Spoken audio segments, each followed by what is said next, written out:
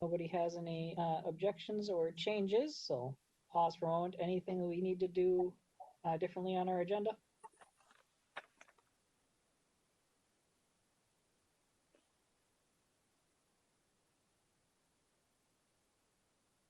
Okay, hearing nothing, we'll consider our agenda approved. And with that, we'll move on to approval of minutes from December 3rd. We will take a motion second and do a vote on that. So if we can have a motion by someone who is present, which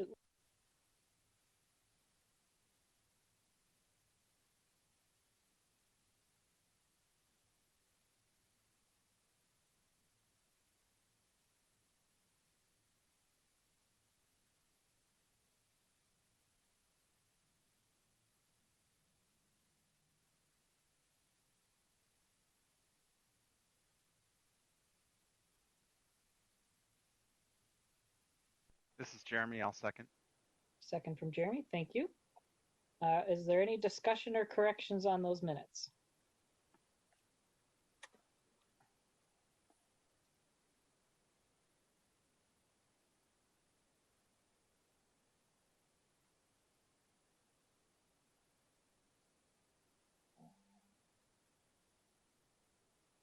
Hearing none, we'll proceed with a roll call vote to approve the minutes as presented for December 3rd. Go ahead, Sandy. Okay, Lolita Davis Carter. Aye. Cecily Harris. Aye. Todd Kemry. Bob Moeller. This is Todd. I'm here. Sorry about that. Todd, we are currently voting on approval of the minutes from December 3rd. How do you vote on that? I vote to accept the minutes from our last meeting. Thank you. Okay, Bob Moeller. I saw your mouth, but I think you're muted. Aye. Great, thank you. How are the lips? Jeremy Peichel. Jeremy votes aye. Nate Rich. Aye. Anthony Taylor. I thought I saw his name, that he joined us. Yeah, Are I you do muted? see Anthony and Rick's names on here now. Anthony, are you muted? Yes, I was muted. Aye. Okay, good deal. Rick Tyson.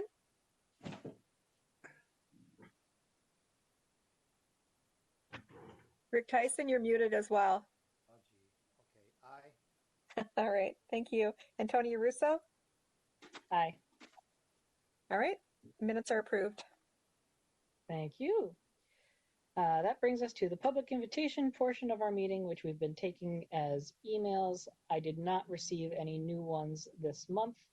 If anyone wishes to address the commission for our next meeting, you'll find that email address on our posted agenda. With that, we'll move on to our business items. The first one is a Rice Creek North Regional Trail Master Plan Amendment for Ramsey County. And we have Tracy Kinney presenting. Chair, Commissioners, good afternoon. Hello. Can you hear me? Yes, we can. Excellent. Hi, my name is Tracy Kinney. I'm a Senior Planner in Regional Parks. And today before you is the Rice Creek North Regional Trail Master Plan. This item is on request from Ramsey County. Next slide, please. So the Rice Creek North Regional Trail is located in the northwest part of the regional park system and also in the northwest part of Ramsey County. And the images on the left and in the center are figures 1 and 2 of your business item. The Ramsey County section of trail is 4.7 miles of a 14-mile trail that extends into Anoka County via the Rice Creek Chain of Lakes Regional Park. And then it also goes all the way to Long Lake Regional Park in Ramsey County. And that image on the right is figure 3 in your business item. Next slide, please. The new master plan under consideration today guides the development and natural resource management of the trail and its corridor land. The master plan is also proposing a significant boundary adjustment increasing the acreage from 792 acres to 2,400 acres. This boundary adjustment will not be considered as part of this request since it exceeds our new minor boundary adjustment criteria in Chapter 5, Strategy 1 of the 2040 Regional Parks Policy Plan. The proposed boundary adjustment should be requested during the next Regional Parks Policy Plan update. As part of the systems addition process, the one that we know and love that we just went through, it will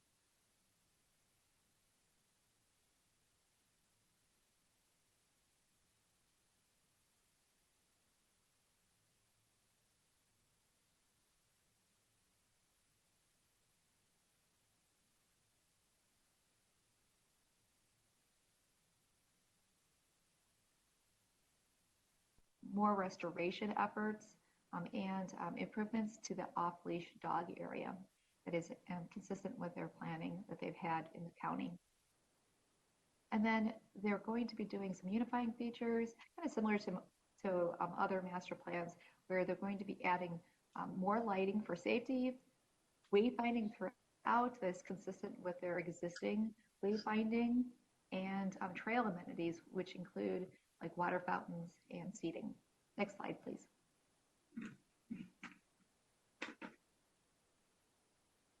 So the next following 3 slides break up that trail into 3 different segments. And it's slightly disorienting because north is to the right. So it's that way. But regardless of that, this is the north segment.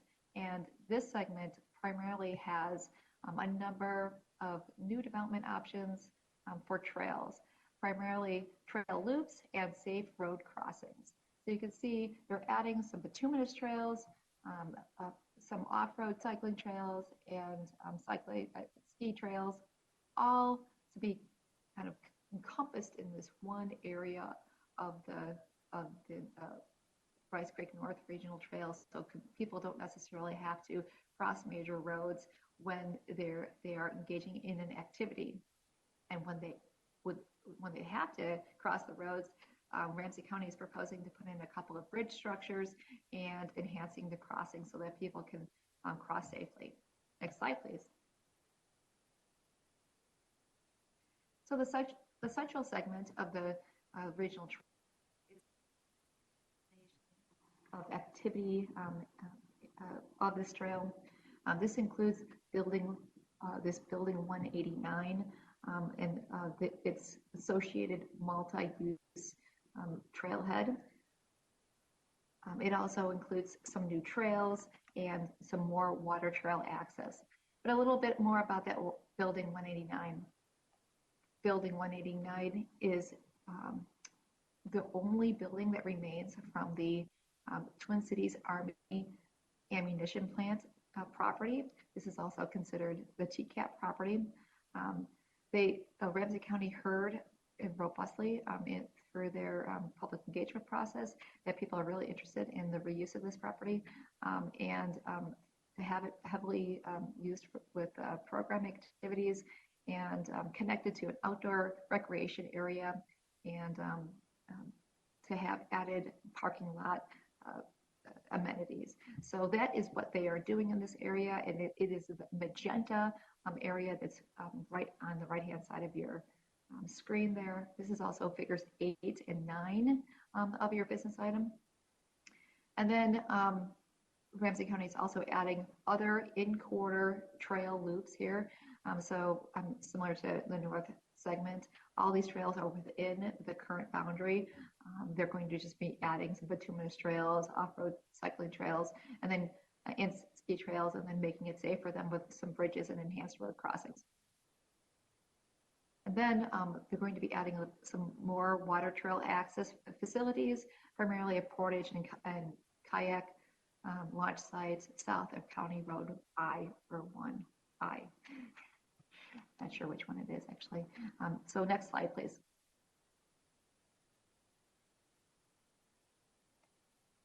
And on to the south segment. So this south segment is the smallest segment. It also has a lot of wetlands in the area which are not developable.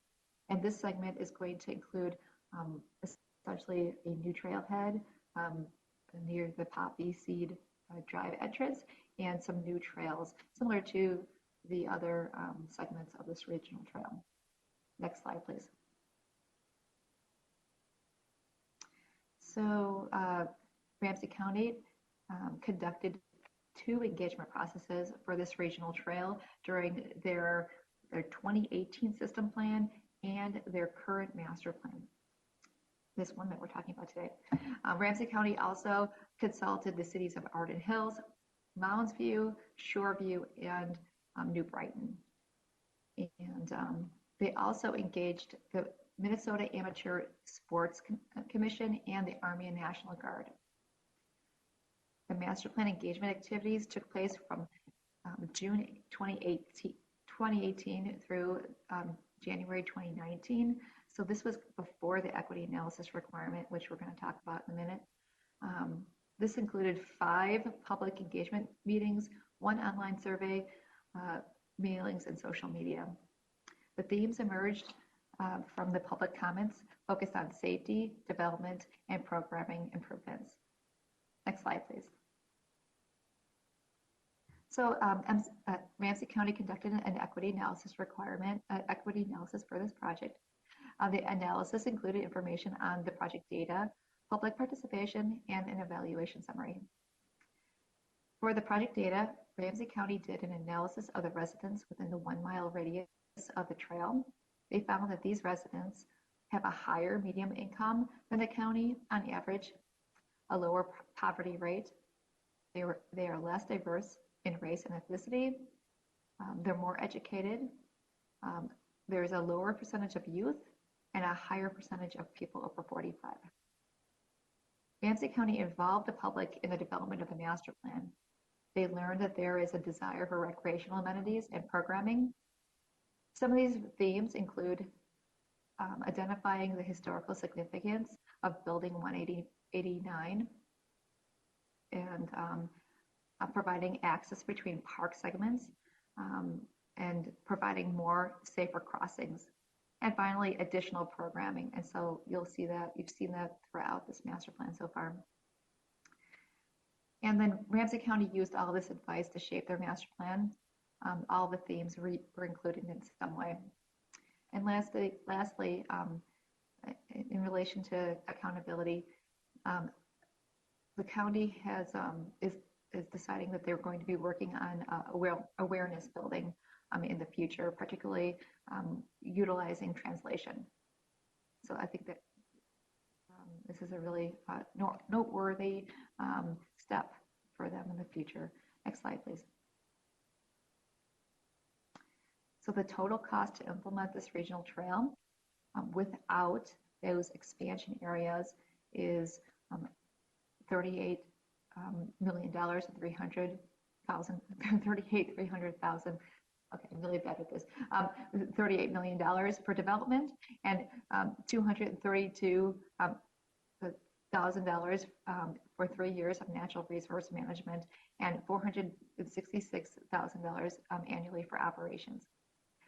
So no council funding is associated with the approval of this master plan at this time.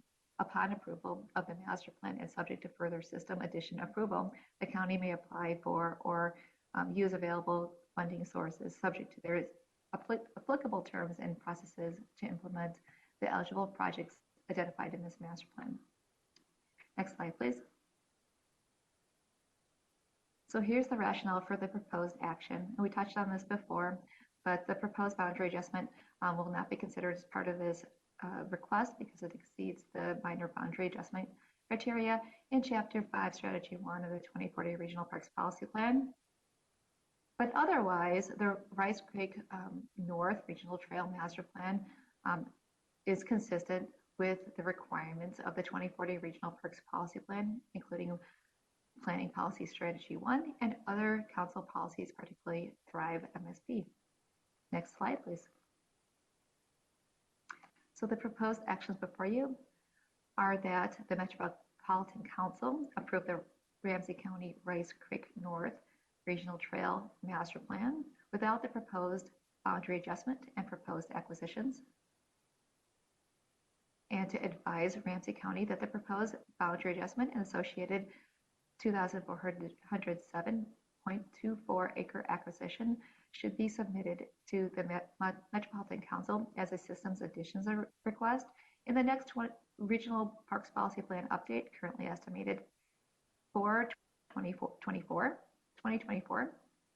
and to require Ramsey County, prior to initiating any new development of the regional trail corridor, to send preliminary plans to the Environmental Services Assistant Manager at the Metropolitan Council's Environmental Services Division, and to advise the county to implement the advisory comments regarding transportation as described in this report. Next slide, please. Thank you, and I'll take any questions now. Thank you. Tracy. Commissioners, what questions do we have? This is Jeremy. I have a couple questions. Go ahead, Jeremy. So I saw there was a lot of planned improvement in wayfinding. I want to know if that applies only to the bituminous trails, or would that also include wayfinding along the water trails to provide context of place for individuals utilizing the water trail? Chair, Commissioners, thank you for that question. The wayfinding is throughout. They did note in the master plan that it's going to be focused primarily on the trailheads. I should note that both Scott Yankee and Ben Karp from Ramsey County are here in attendance, and maybe they can talk a little bit further about that. Scott?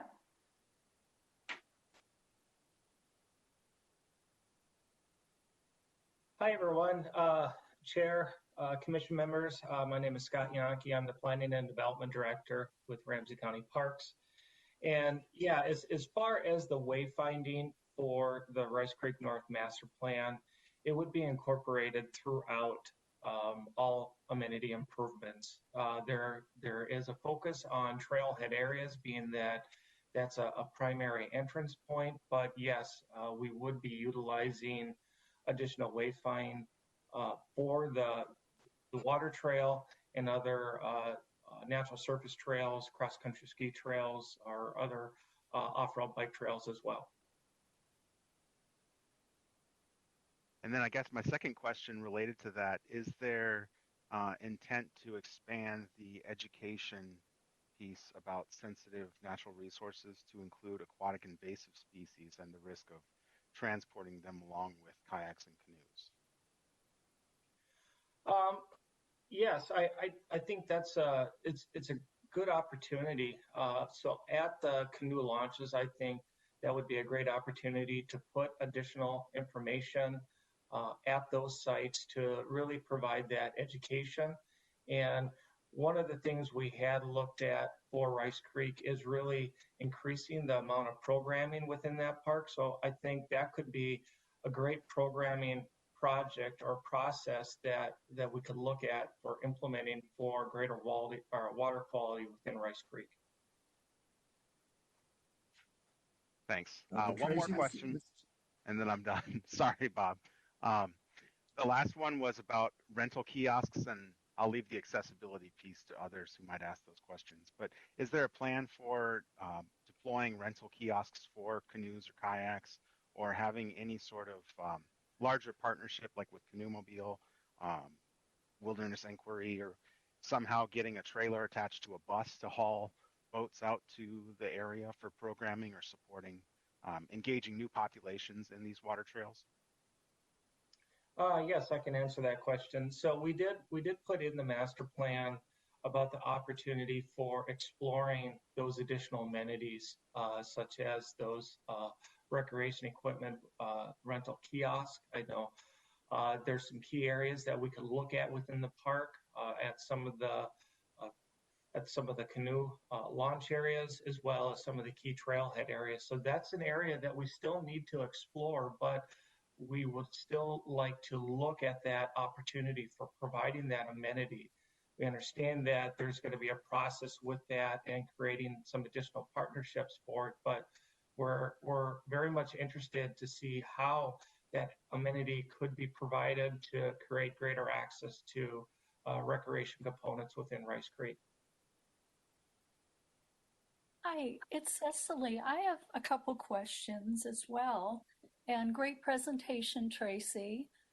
I think this is really a great project, but I'm going to jump back into something that gets brought up almost every meeting. Why is this a regional trail and not a regional park? I see it as a linear regional park, partly because of the discussion of dog areas and other things you wouldn't necessarily have along a trail. Chair, Commissioners, thank you for that question, Commissioner Cecily. What I didn't add in my presentation was that I'm sure you could pick up that this is an existing regional trail, and it's actually a 20-year-old trail. It's been in the system for 20 years, since 1999, and probably was there before. So over time, this trail has acquired land, and it keeps kind of acquiring land around it. There's a lot of opportunity right now, but that's a really good question as to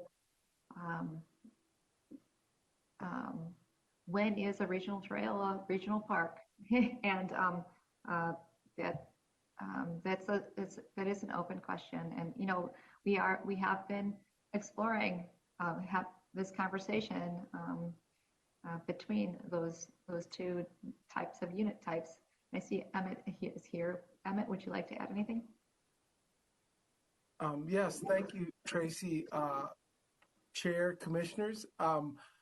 I just wanted to add that this is a theme that's come up before. Cecily, you've raised this question. There's been council members who've also raised the question, the idea of park-like amenities along trails. And I know that one of the big shifts I see is an interest in promoting these types of newer amenities along trails as a way to really attract people, to bring people to the trail corridor. So what I'm just saying today, just to get on record, is that this is a topic that we should be discussing. If Adam Arvidsson from Minneapolis Park Board was talking, or Alice Messer from St. Paul Parks, they might say, we have a lot of regional parks, and they look a lot, or regional parks, and they look a lot like regional trails, particularly along the Mississippi Gorge and whatnot. So this is a topic that I think the commission should talk about, and I'll work with our chair to get something scheduled for a little later this year. Thank you. Again, it's a great project whether you call it a trail or a park. But if we're trying to keep a different definition for each, it might be important. My second question is, I know staff has spent a significant amount of time working on the policy plan update. And this is the first project I think we're seeing beyond that. And it'll end up in a very long queue until you do the policy update again, right? And what can we do about that? Chair, Commissioners, thanks for that question. From what we understand from Ramsey County and Scott Yankee here is that these are very long-term acquisitions. And so they had the opportunity to do a master plan, and they wanted these acquisitions in their master plan. And while they didn't apply for this round, it might be more appropriate for them to apply in the next round, and it might meet their timing a little bit better. Okay. Tracy, Bob, oh, I'm sorry. Cecily, go ahead. No, and just the other comment I was thinking of, I appreciate Jeremy bringing up partnerships for, providing canoes or kayak rental or otherwise for users. But again, along a riverway, you end up needing a shuttle. Unless you have a lot of people who want to paddle downstream and then paddle upstream. So that's a different sort of consideration than you might have on a lake. Chair, Commissioners, thanks for that question. Scott, would you like to maybe comment on that? Will there be a bike share so that you can circle around, or some form of shuttle? That's a great question. So that, obviously the master plan is a high-level guiding document, and the amenities that we're providing in there. So, obviously for if it's a bike share or if it's located on the water trail, those are, we're setting the master plan up for exploring and potentially implementing something in the future. Now, it's going to need to take a lot more collaboration with and creating more partnerships, but it's something that we would be looking into to see, could that be utilized, or how would it be utilized within the Rice Creek corridor, within either the north, central, or the south portion. But I think there is some opportunities for it. It does need to have some further planning and collaboration with other partners to see how that would work, how it could be maintained, because it is a 4-mile stretch, and so it does create some sort of an opportunity how to do that. And so I think that's something that we can look into when we start implementing these components within the master plan, to see, could that opportunity be part of this for some sort of a partnership, and how could it be applied within this corridor? Commissioners, Chair, if I could just jump in, I'm sorry, Bob, to keep talking, but I meant to say something with Jeremy's question, now Cicely's, but we have the water trail sort of classification discussion on our 2021 work plan. So I'm just telling you that staff will be back on that one too. So, and this is an opportunity, I think, to talk about what would a water trail involve? What would be involved? Would there be shuttles? Would there be, canoe and kayak shares, or what are the expectations, and where are the partnership opportunities and so forth? No problem. Tracy, mine is a fairly simple question and kind of a curiosity, really. The ammunition plant that I assume is either adjacent to or part of this plan, I'm just curious how much of this trail runs through actually part of that property? A good portion of the Chair, Commissioners, a good portion of the central segment is land that was part of that TCAP property. And actually that building 189 is the last existing structure from that, from the TCAP site. Just to follow up, is there any kind of a residue of materials that would be hazardous in that property that needs to be considered? Chair, Commissioners, Scott, did you jump in? Did you want to add something? Yeah, this is Scott Yankee again. No, I can add some components to that. So if you're referring to the area that the Building 189 piece is located on, now that was land that was formerly TCAP property. It was transferred over to the county in probably about 2006, 2007. So that area is clean. There's no contamination component to that. We recently had about 115, 116 acres that we just transferred over from the United States in 2019, which was part of the TCAP property. And that area was remediated to all MPCA requirements. The long-term acquisition that we're looking at, now I want to state this is very, very much long-term, but we have a desire to create access and connection and potentially long-term integrate the remaining component, AHATS, the Army, Arden Hills Army Training Site, into this park corridor. Now, that component, yet it's long-term. It's a very complex piece of land with the current use that's on it. There's several areas on that property that, yes, are still contaminated at that point. So at that point, when it is available for acquisition, that there would be a remediation process on that component, very similar to what we had completed for in 2015 to 2017 on the land that was just transferred in 2019. So there is a process that is being set in place. And yes, there is some contaminated pieces within that future long-term acquisition, but not currently within any area within the existing park boundary area right now. Okay, thanks. I think that's important, and I appreciate your comments.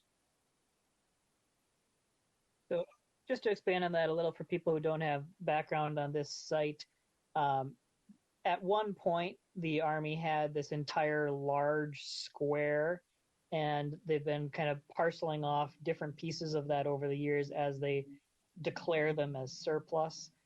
So there's been a couple of acquisitions by the county for park purposes, a couple by the county and the state for other public purposes. Arden Hills has their city hall on another parcel. So it's been going, all of it was TCAP at some point and has been coming in pieces. So we have bits where there's already trail developed that's already been cleaned up and built. And then there's these other acquisitions in the future that are all coming from the same thing, but are at different phases of that.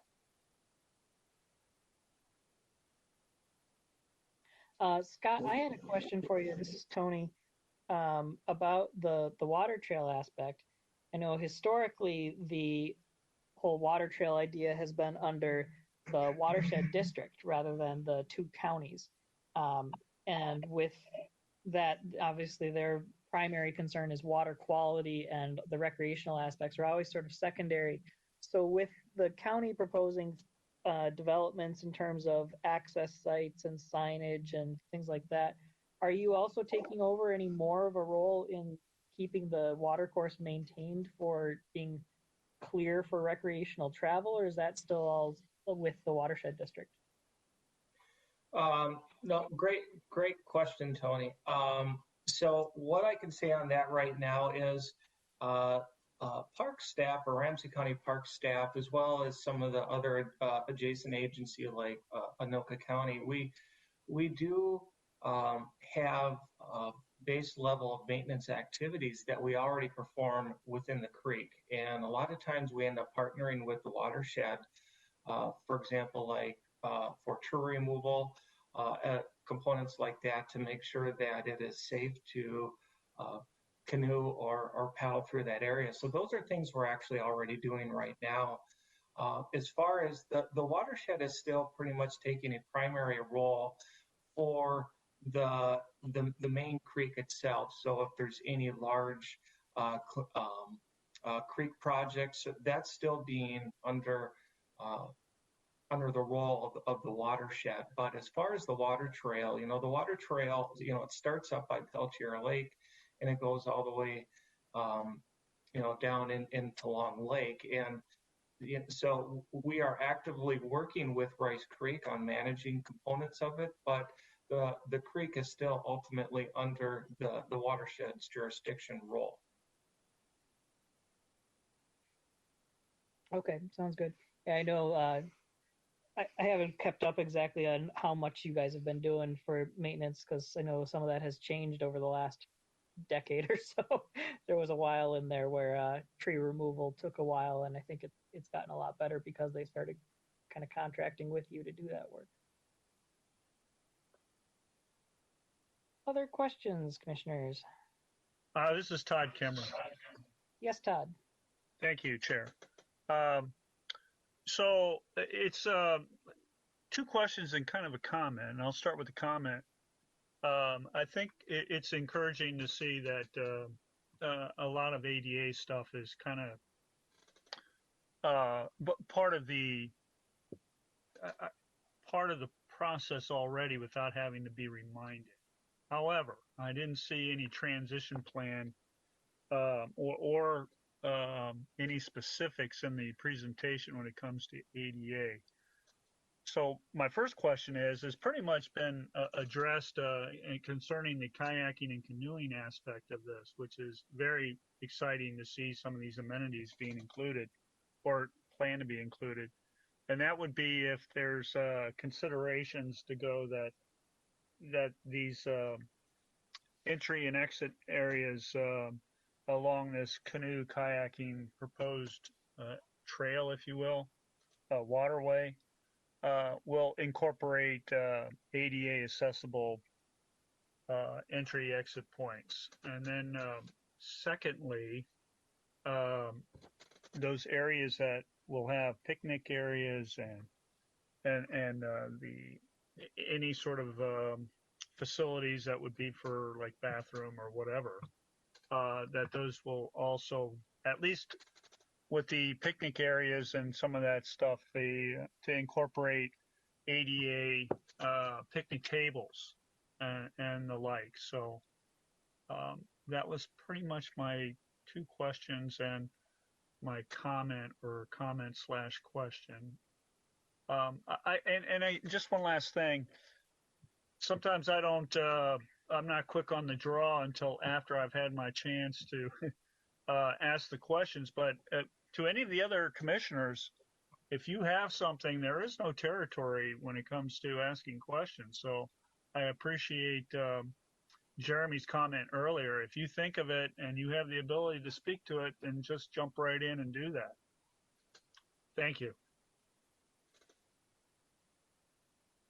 Chair, Commissioners, Commissioner Kemery, the master plan does state that they are implementing a transition plan for ADA, and that all of the implementation of the plan will be up to ADA standards. Any additional detail is usually worked out in the design process, and so I will then defer to Scott Yankee to pick up the rest of this question. Yes, no, great question, and yes, we do focus on ADA on every aspect of things that we design and implement within our within our entire park system.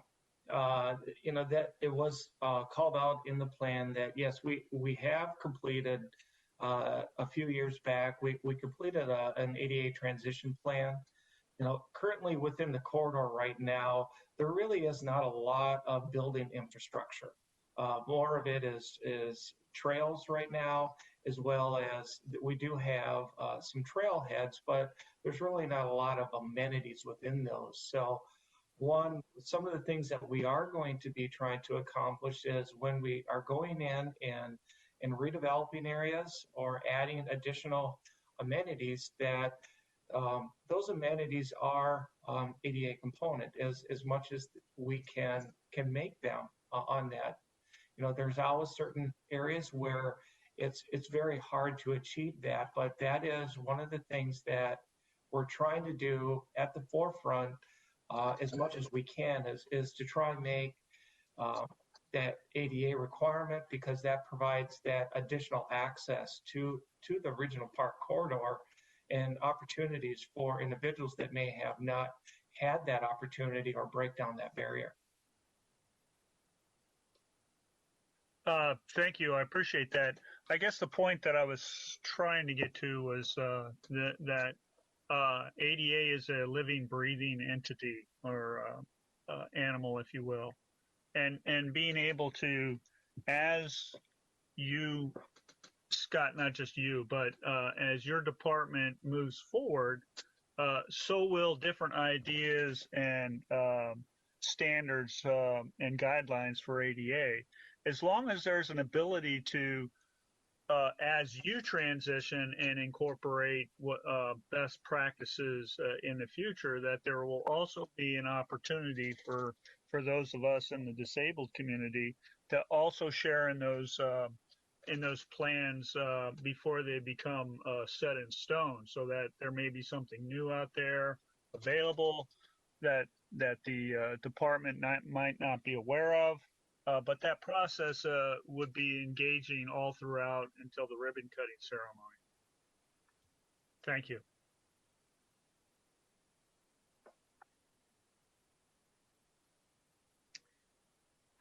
Tracy, this is Tony. I was wondering, we've got this bit in here mentioning recommendations to the county about transportation infrastructure, but I was also wondering from the Met Council's perspective, I know there had been plans in the works for a bus rapid transit line going up to this area in conjunction with the development plans, and with that kind of being on hold with Arden Hills at the moment, as of a few weeks ago, it looked like those transit plans were also kind of scrapped. Do we know if there's any other progress on the Met Council's perspective for new transit to this area beyond the corridors along 35W? Chair, Commissioners, thanks for that question. I didn't have a robust conversation with Metro Transit, so the comments in the staff report are really capturing what they recommend. And from what I recall them saying is that since a few things did change since COVID, and so some of the routes have been have had more limited services, and additionally there are a few other sites where they were looking to add routes and stops. I think because the master plan did request it, that they said that they'd be more than happy to look into it in the future as development comes into that area, but they don't see it happening anytime soon. So I think it's right on par with what you were mentioning. I think particularly because they're waiting for development to come in order to justify the new route. Does that answer your question? Yeah, I think so.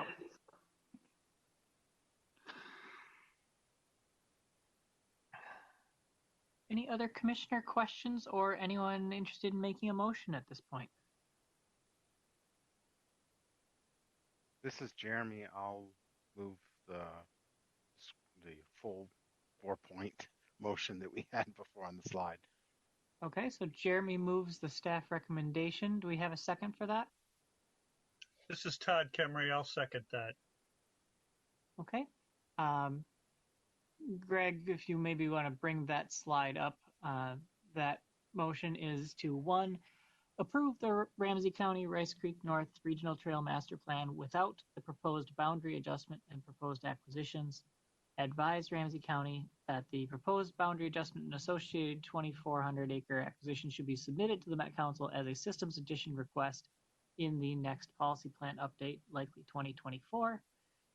3, require that Ramsey County, prior to initiating any new development of the regional trail corridor, send preliminary plans to environmental services. And 4, advise the county to implement the advisory comments regarding transportation as described.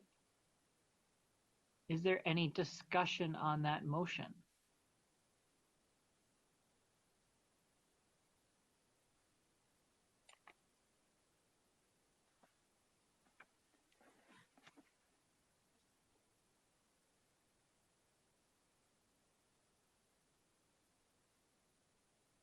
And I'll just say, growing up not too far from here, I know there's a lot of people that are really excited about any further developments in trails here, the expansion of both the water stuff and cross-country ski things and the connections down to 96 and all that. So there's definitely been a lot of local interest for many, many years that I've been hearing about. So it's cool to see this move forward. Anyone else? This is Anthony. Yes, Anthony, you're going to have to speak up a little more than that. We can barely hear you, but I got something. All right, is that better? Yes. So, Greg, I want to know that, for example, that is interesting. Like you all, because this plan just was completed in September, right? I mean, this is hot off the presses, right? Is there any additional comment related to just other things around access? Because I think the way that it's laid out, and I was looking at the demographic stuff that you did, there's not very much mention around kind of the equity aspects of your engagement, considering I think actually Ramsey County is more diverse than I think than people think relative to other communities. And then anything around programming broadly. I have not known Ramsey County to actually spend very much money on programming. And I find our engagement around Battle Creek, for example, to be actually troubling, disheartening some days. So I'm wondering, is there some plan around programming investment related to this, maybe it's not a time for this question, but really, even in terms of what you're spending in programming, how does it relate to something like this that could really have great access with biking, the hiking system, the waterways system. And I think we've seen pieces of this before, so it's a really nice plan. But the issue of programming, I think, transportation automatically for me speaks to issues related to that. So that's a question and a statement. I guess maybe you can talk to what was done in the engagement process. What kind of additional things around programming specifically would you see? The other thing, is there a plan for enhancements related to cross-country skiing that everybody's making snow right now? Is there some plan for you with that as well? Chair, Commissioners, I just did want to note that the public engagement for this master plan was primarily done in 2018, 2019. And I also have forgotten that 2020 even happened, so, a whole year has went by. And that was prior to the equity analysis requirement. But that being said, there is a big push in Ramsey County to do equity work. And I do know it's documented in the master plan that the Parks and Rec Board, Ramsey County's Parks and Rec Board, was very cognizant of equity. Reading that and reading what they did for engagement, they paired what they did was primarily a public hearing, the public meetings, 5 public meetings. A couple of them were at libraries, which were really good choices, and mainly social media. They paired that with the council's 2017 people of color, small people of color study and utilize those recommendations to create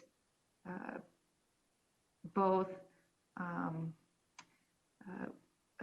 a master plan that connected to their public engagement comments and with insight from what we were trying to accomplish in that council report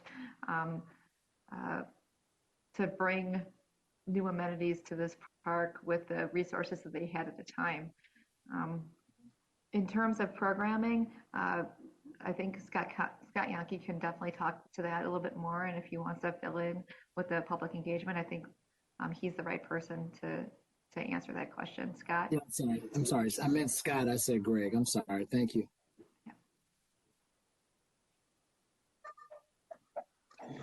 Hi, this is Scott Yankee again.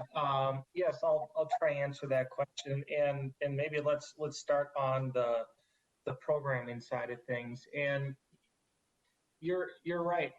Ramsey County hasn't been very big into providing a lot of recreation programming in the past. Now, I know that has been a key area that we have heard from the community. So we are looking at ways on how we can enhance programming and provide additional programming within our parks and regional trails.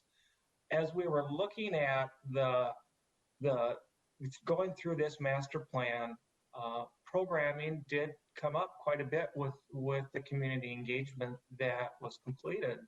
So as a lot of the infrastructure that you see being proposed in the plan right now is a foundation for us to really come with a more robust programming to the Rice Creek corridor. So it's going to provide some of those foundational elements, because there really is a lot of key amenities out within that corridor right now to provide a lot of programming components. So that is something that we very much looked at. And as we're looking at other master plans, as we're going through those process, programming is always coming up. So we're looking at how can we really bring and really emphasize that key amenity into our park system where we have lacked before. So I hope that answered or provided a little insight to your programming question.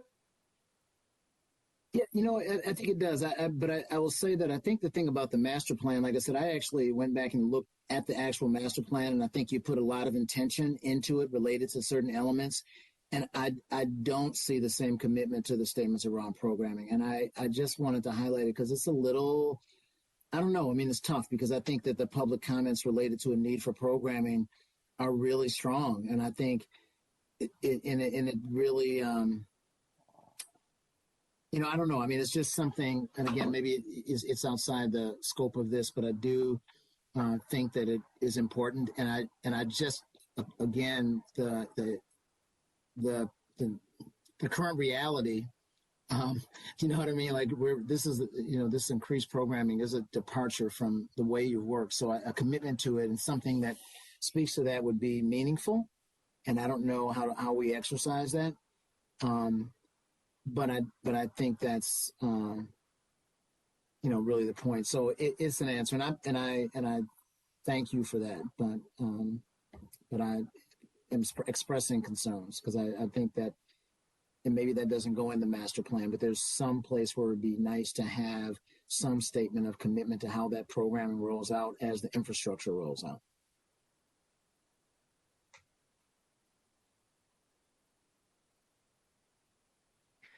Thank you, Anthony. Anyone else?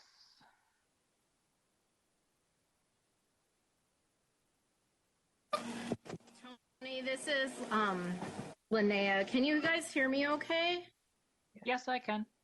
Okay. I just want to, I'll keep this brief, but the comments that both Commissioner, both around both equity and access for people with disabilities and the comments that Commissioner Taylor just brought up, I'm wondering if I'd like to ask staff that we coordinate with the DNR for a informational session about the status of parks and trails legacy funds at a time that's appropriate with our actions around the utilization of funds for programming and innovation.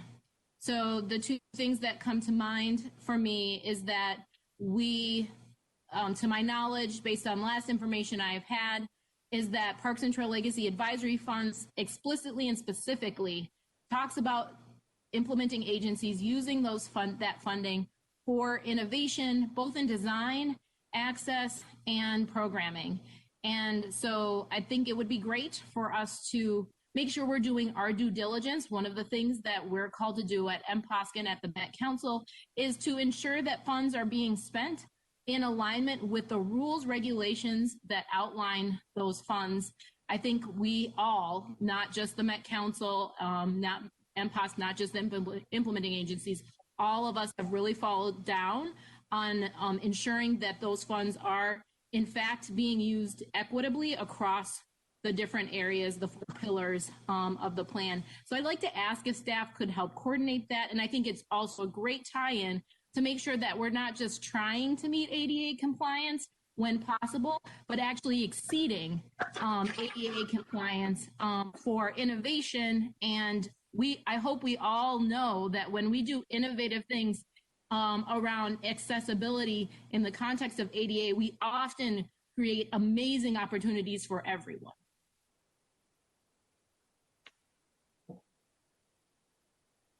Councilmember Atlas Ingebrigtsen and commissioners, I'll just say that we will get that on the agenda. Thank you.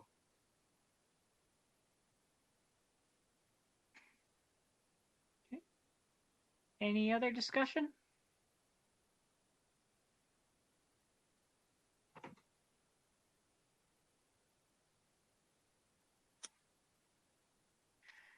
All right, hearing none, we'll proceed with a vote on this motion.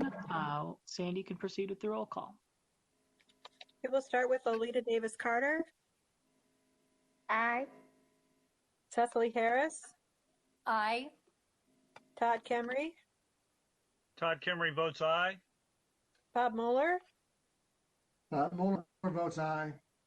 Jeremy Pico. Jeremy votes aye. Nathan Rich. Aye. Anthony Taylor. Aye. Rick Tyson.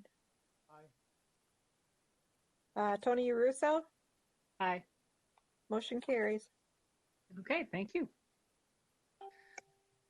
With that, we'll move on to our second business item, which is the Notice of Funding Availability for the Regional Park System Competitive Equity Grant Program for 2021. We have Jessica Lee to present this one. Go ahead.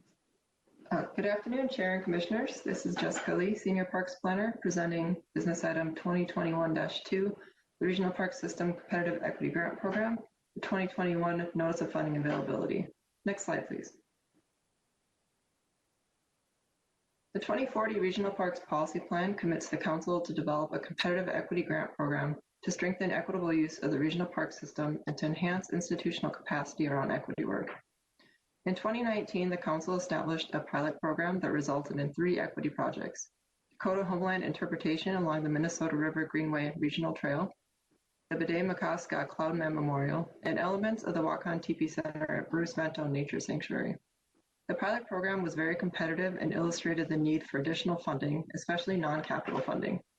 The Council responded by authorizing $1.4 million in parks interest earnings for the 2021 Equity Grant Program. These funds may be used to fund operating costs, including programming and staff. Next slide, please. The 2021 Notice of Funding Availability, or NOFA, which is attached to the business item, was developed with input from the Metropolitan Parks and Open Space Commission, the Community Development Committee, the Equity Advisory Committee, and Regional Park Implementing Agency directors, planners, and outreach staff. The 2021 NOFA emphasizes partnership building, equity programming efforts, internal and interagency collaboration, and innovative accessibility projects to provide meaningful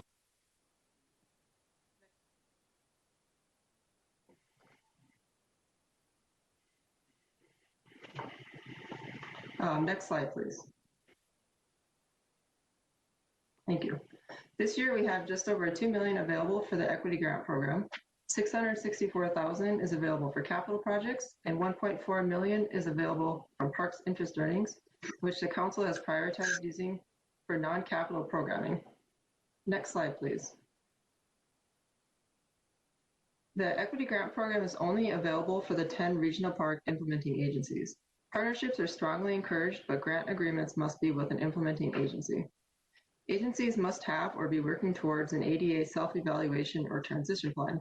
Agencies with plans that are more than 10 years old are encouraged to apply for $20,000 grant through the equity grant program to update their plans. Next slide, please. Equity grant program proposals must clearly articulate how the project will advance equitable use of the regional park system by addressing one or more of the following equity focus areas: race, ethnicity, income, ability, age, or national origin. Next slide, please.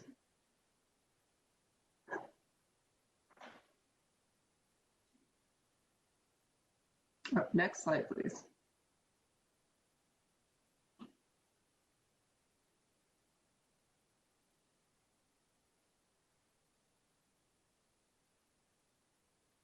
Can you still hear me? Yes. Yep. Yes. Okay, it might be on my end. Sorry about that. If you could go back one slide, please. Thank you. So here are some examples of possible projects.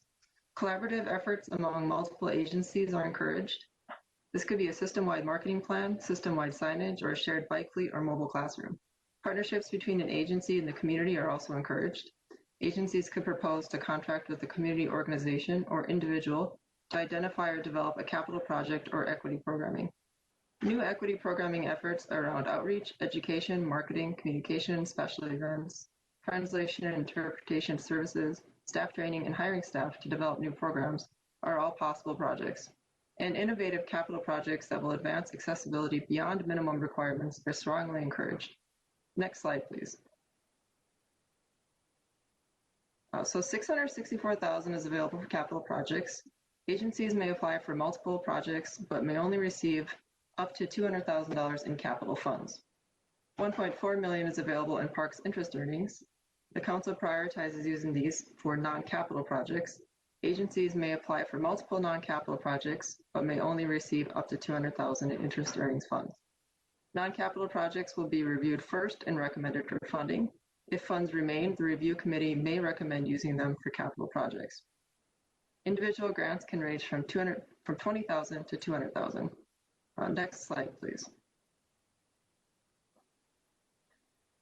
We've received a lot of input from commissioners and council members and suggest the following guidance to the agencies.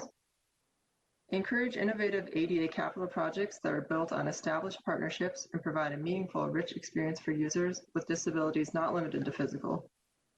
Encourage agencies to submit project ideas for non-capital equity programming and to collaborate internally across agency staff. Both large and small projects are encouraged. A strong value is placed on partnerships and ideas coming from partners or the community to inform projects. Encourage projects that build new partnerships and demonstrate how partnerships will grow or be maintained after the grant period. And collaboration across agencies is encouraged. Next slide, please. Council staff will begin the review process by ensuring applications are complete and eligible. Then a review team will score the proposals and make recommendations for funding to the council. The review team will be comprised of members from the Metropolitan Parks and Open Space Commission, the Community Development Committee, the Equity Advisory Committee, and implementing agency representatives.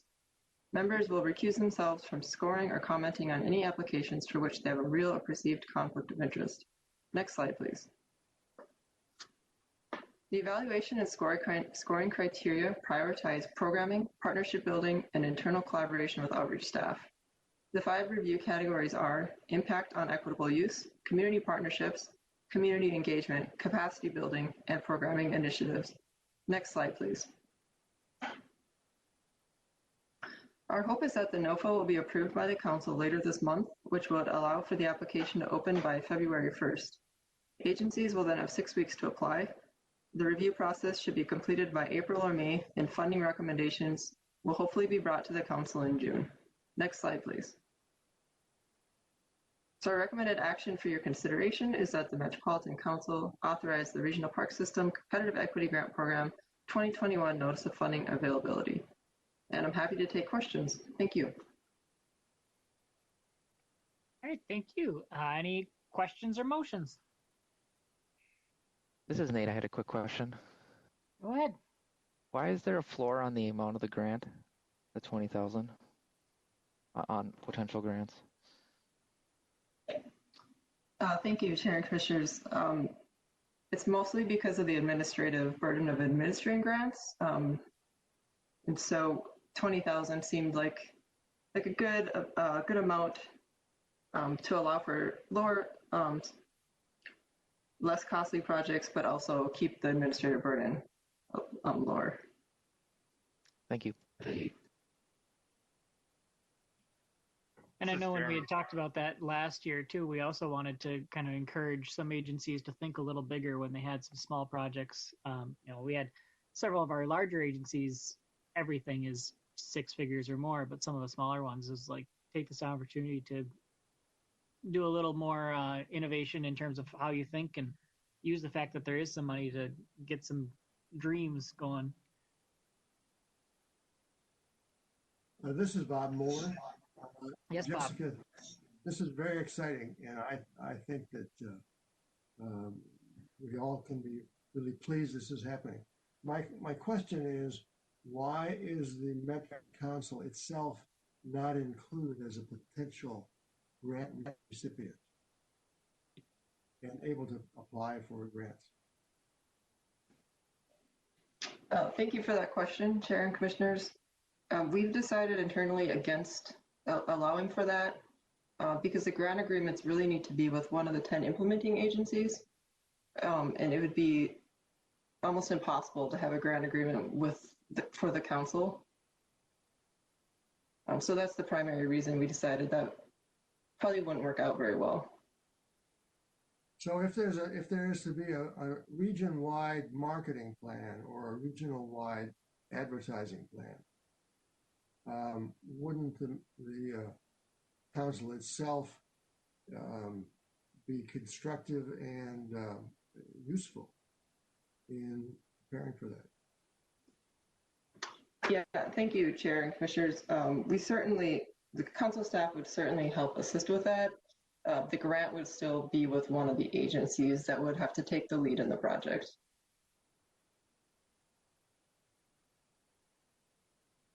Okay. Commissioner Moeller and Chair and others, I just wanted to mention, I think, Bob, you're making a really solid suggestion, and I think the council has a role to help here, regardless of whether or not we have we receive funding. And the idea of more coordinated communications and marketing work is something that we're very interested in and are looking to get rolling in the coming year and years.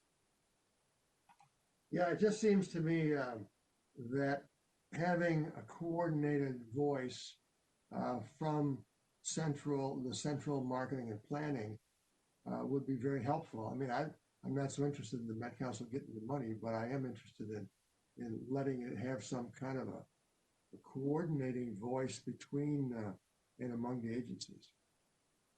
So I bring that up for consideration. This is Jeremy. I have a related question to that. Do we know how many of the agencies have decade-old transition plans or long expired self-evaluations? Yes, thank you, Commissioner. We do. There are 2 agencies that have plans that are older than 10 years. Okay. So I guess one of the things I was thinking about with that is, what is the role of the technical assistance associated with monitoring and executing the grant agreement? And would we see, as Commissioner Mueller was pointing out, some of that council involvement through the monitoring and execution of the grant, that technical assistance or facilitation to ensure project success within the confines of what we defined as our program here, on either that and also thinking about the ADA transition plan assistance funding. Thank you, Commissioners and Chair. Yes, certainly. Our hope is to have a work plan associated with the application that we will be reporting on every 6 months. And then also, of course, a final report with outcomes. So along the way, every 6 months, we're checking in with the agencies to see if their project is on course, to see if they need any assistance, and just generally checking in. Chair, this is Councilmember Atlas Ingebretson. Can you hear me now? Yes. If this is an okay time, I'd love to pop in. Go ahead. Thank you. To Bob's point and also staff's response, I think one thing we can do is ask staff and the council itself to explore the ideas of a joint metro area regional park marketing plan or scheme. And I don't know that it needs to be tied to these funds and grant program, but we do have, the council has funds that at its discretion annually, and the commissioners could certainly make a request of the council to consider the shared benefit of utilizing some funds to either coordinate or implement region-wide marketing around regional parks.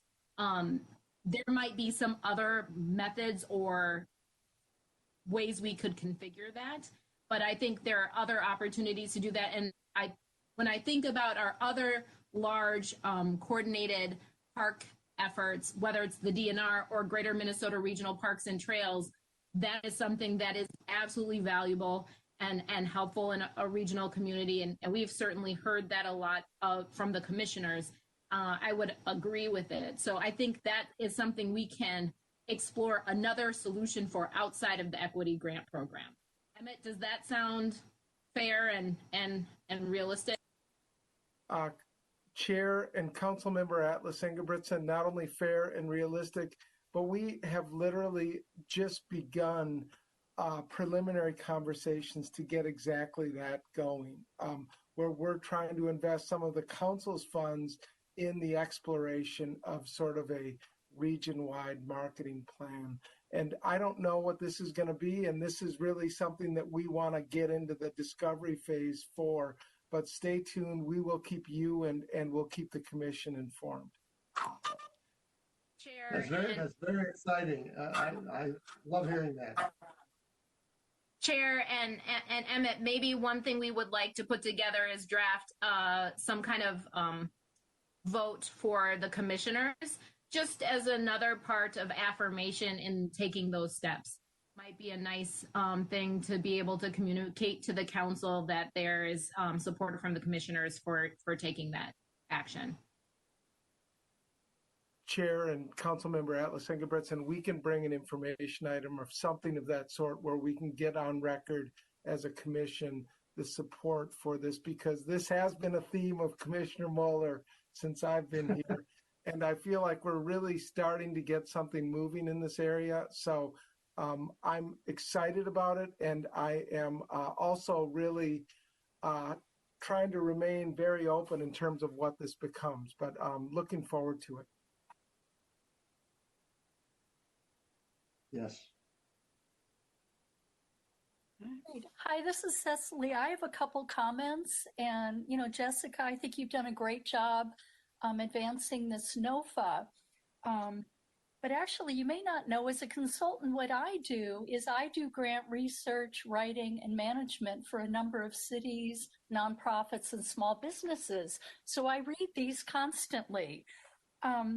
So in the grant terms, boy, I would highly recommend against offering extensions, because any grant writer and any applicant will immediately jump on that and assume that their project will have, a 4 or 5 year term rather than a 3-year term. They see the window and they'll take it.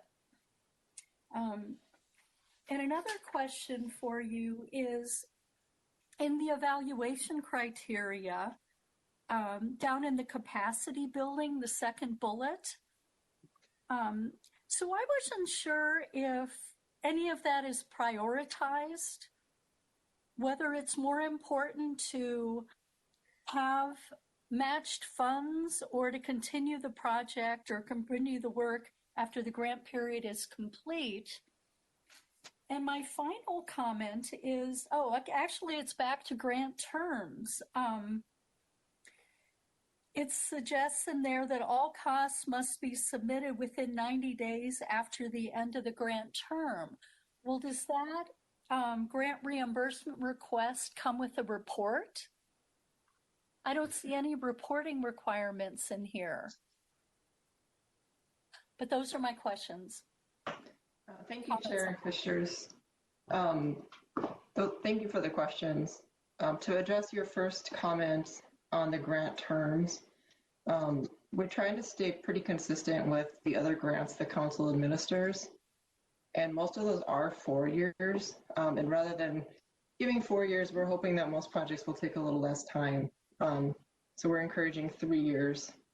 But the extension is pretty standard practice for us with our grants. Your second question on the capacity building, we wanted that evaluation criteria to be pretty flexible. So we're encouraging people to demonstrate their commitment. We're encouraging agencies to demonstrate the commitment, and we want to offer them different ways of doing that. We know that some of them don't have financial resources to provide cash match, for example. So we want to allow for in-kind contributions or demonstrating that they're going to continue the work after the grant period is another way they can do that. And so we're purposely trying to be as flexible as possible to allow for greater equity around the agencies. And your third question about the, the grant, under the grant terms again, when they submit their final reimbursement request, they are required to submit a final report. And that language will be in the grant administration manual that is under development that will include this program. It probably should have been included in here too, and I apologize for that oversight, but it is standard practice with our agencies. And so they'll have up until the end of the grant term to spend the money, and then they have 90 days after that to put together their final report and submit those expenses. So I hope that helps answer your question. Thank you. Well, it absolutely does, and it sounds like you've already thought about all my questions, but thank you. Okay. Anyone else with questions or motions still?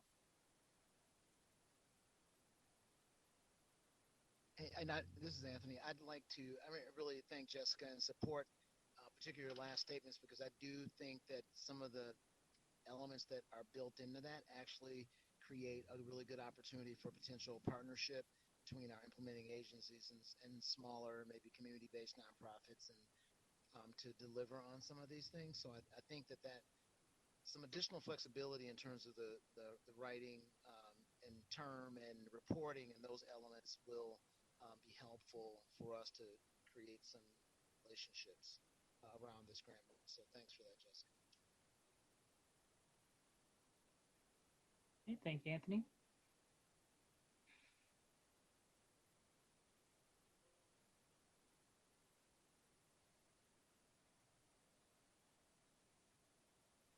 Would anyone care to move this recommended action? I move it, Rick Tyson. Okay, we have a motion by Rick Tyson. Is there a second? I will. This is Cecily. Thank you, Cecily. So that motion is that the Metropolitan Council authorize the Regional Park System Competitive Equity Grant Program 2021 Notice of Funding Availability. Is there any further discussion on that motion?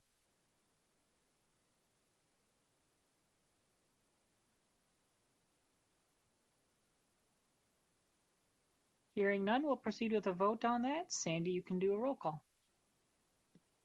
Thank you, Chair. We'll start with Lolita Davis-Carter. Aye.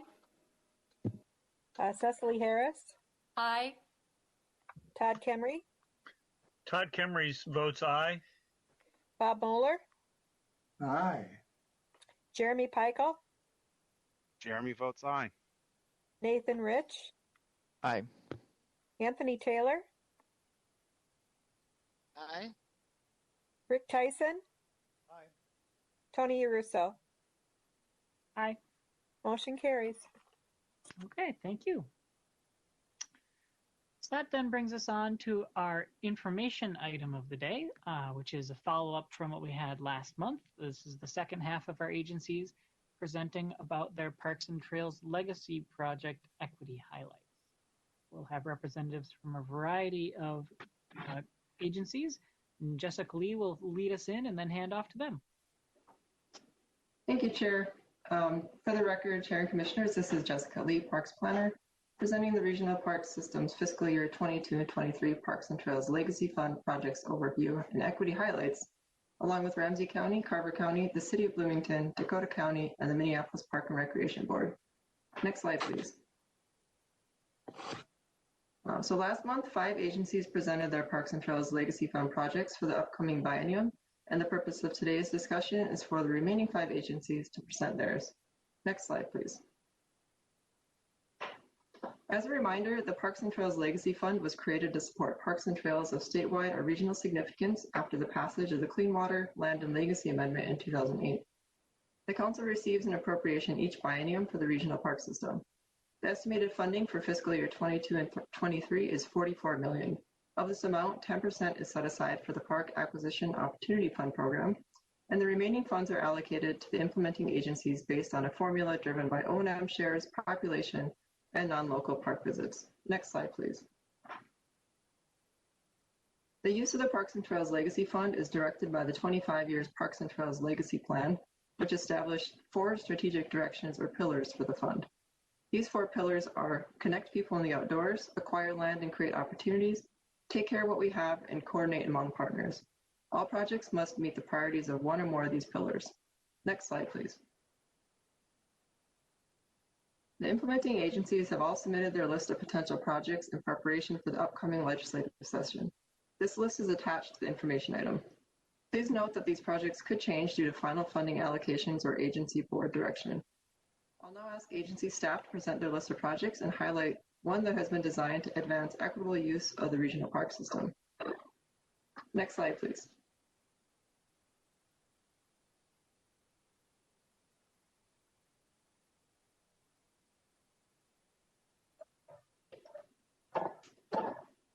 Hi, everyone. My name is Scott Yankee. I'm the Planning and Development Director with Ramsey County Parks. And today I'm going to be giving a highlight of the legacy projects that we are looking at initiating in that biennium. We have 6 projects that I'd like to talk about briefly. I think it provides a really good mix of projects and initiatives for Ramsey County Parks and residents of Ramsey County. The first project I'd like to talk about is the Bald Eagle Otter Lake Regional Park Volunteer Coordinator Project. This is really a grant for a person, for a volunteer coordinator. That volunteer coordinator really is looks at a primary focus and runs the volunteer program at Tamarack Nature Center. The second legacy project we're looking at is really focusing on programming. This is for a natural resource programmer, and this one, this person's responsibility is really for outreach and outdoor recreation programming for people of color and low-income users.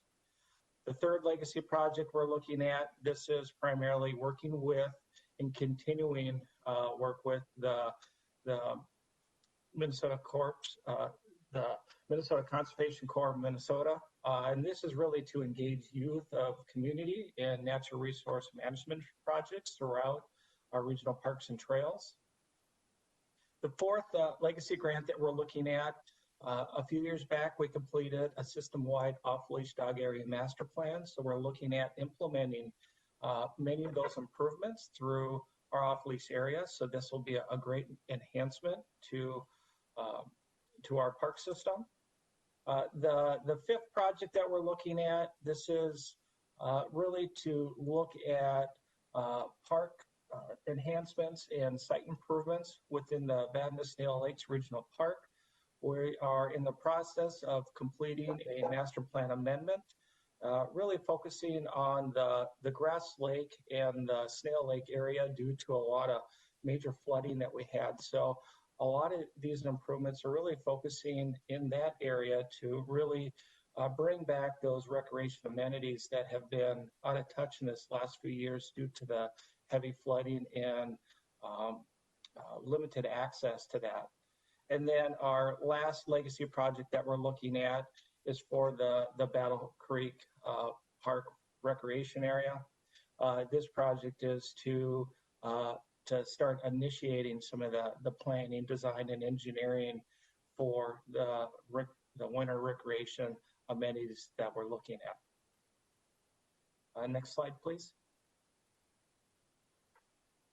And one of the things that we'd like to do is we wanted to highlight one of our legacy grants as far as the equity highlight. So discussion earlier tonight on the Rice Creek Master Plan was talking about programming. We're very much looking at programming within Ramsey County Parks.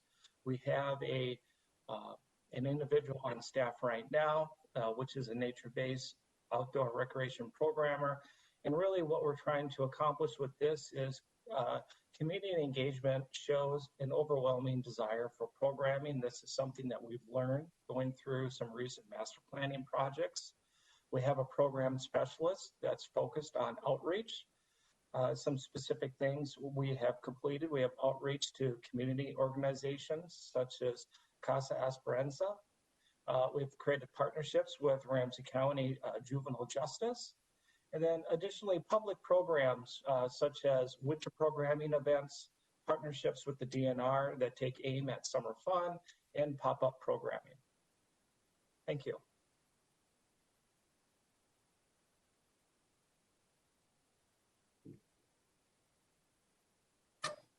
Chair, this is Councilmember Alice Ingebretson. Is this a good time for questions?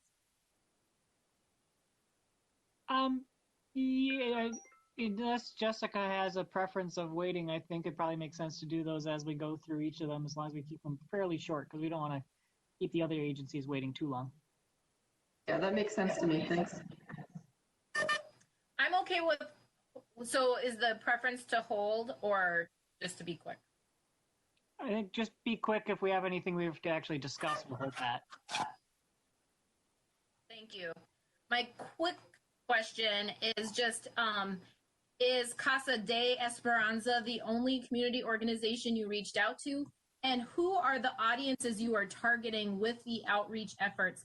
Are they proportionally representative of the populations of Ramsey County?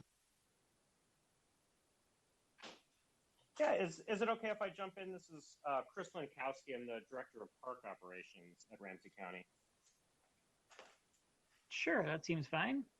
Perfect. All right. Well, thank you, Chair, and thank you, Commissioners. That's a good question. So Casa Esperanza was just one, Casa de Esperanza, sorry, was one of the examples of an organization that we've reached out to, kind of piggybacking on the conversation that was had before. Ramsey County hasn't had really any programming before about 3 or 4 years ago, and we've used legacy funding to be able to really launch into this area, which is good, and have been kind of exploring different ways to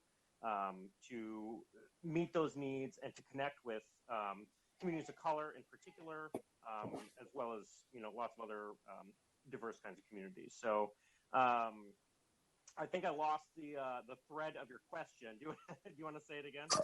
Sure. I was just asking, were there other organizations outside of Casa de Esperanza that you partnered with? And then the second question is, who are the target audiences for this outreach and engagement?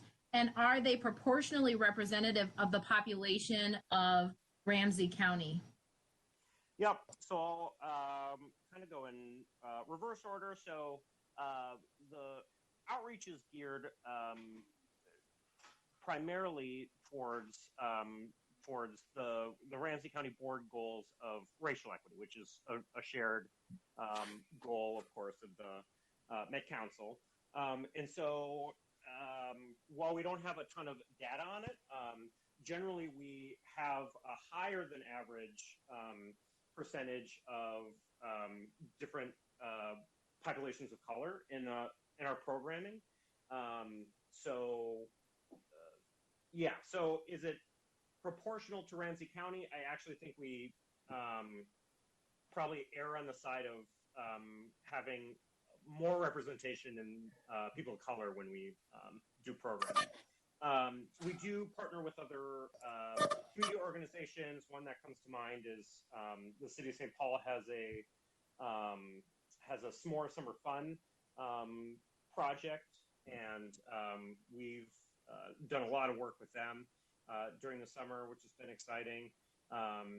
Take Aim at Summer Fun is a good example where we have a partnership with the DNR that obviously not last summer, but the summer before that we began. Yeah, and then did I miss one of your questions?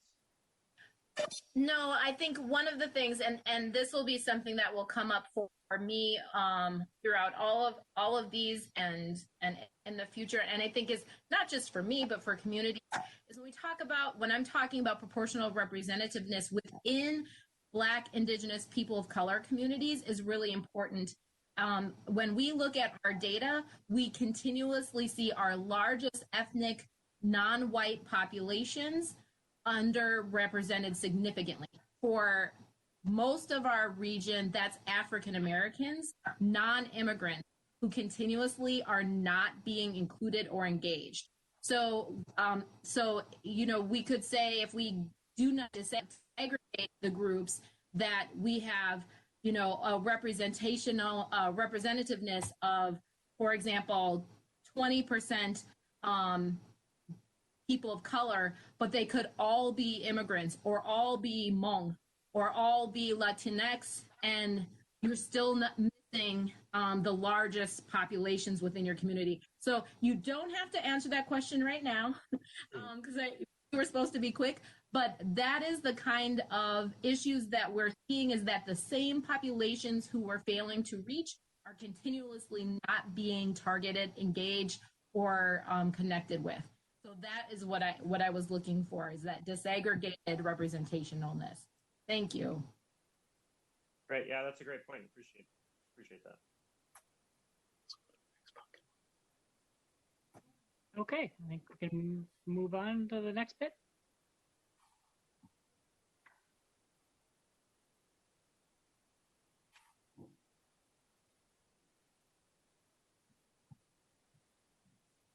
Good afternoon, Chair and members of the Parks and Open Space Commission. This is Marty Walsh with Carver County.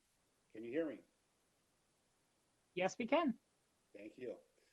I'll cover the first slide here, and then I'm going to turn it over to our Parks and Trails Supervisor, Sam Pertz, to discuss the Equity Highlight project. We have 6 identified projects before you, beginning with our Recreation and Volunteer Specialists. This was a new position created back in 2014 as a result of actually having Parks and Trails funding. Without the funding, the position would not exist. The position develops recreation programs, leads staff in delivering many activities, and serves thousands of people. The next project here, funded with Parks and Trails funds, is also used as a supportive position, and this is a new position which we have not yet filled. It is the Parks and Trails Operations and Natural Resource Manager. This is a new position as it will that we're working to fill, and the position is responsible for managing the assets of both the built and natural environments of our regional parks. Both the positions mentioned here are also matched with county funds. Third, a portion of our Parks and Trails funds is used for outreach activities. This is a part of our Equity Highlight, which Sam will discuss here in just a minute. Fourth, at Lake Waconia Regional Park, we have an old ballroom, which sits on acquired lakeshore property. The building is not suitable for repurposing due to its position in the landscape, condition, and its original construction as a ballroom facility. We are planning to remove it to provide additional open space next to Lakeshore and complementary space related to a new waterfront service building, which we hope to have under construction later this year. And then lastly here, covering the final two items, at Baylor Regional Park, we have a 1937 1970s. The building needs remodeling, ADA improvement, deck reconstruction. Further, there are other needs in the park to redevelop the beach, consider campground improvements. This initial funding will help to plan as well as deliver these betterments. At this time, I'd like to turn the presentation over to Sam Pertz, our Parks and Trails Supervisor, to discuss our equity highlight. Thank you. Yep, thank you, Marty, Chair and Commissioners. I hope I can be heard okay. Yes, you can. Thank you for the opportunity. And again, thanks, Marty. Next slide, please.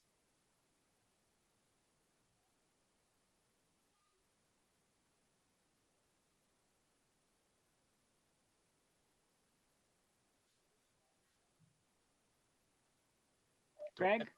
Oh, yep. Do I have control of the slide? I doubt it. I think only Greg can advance them.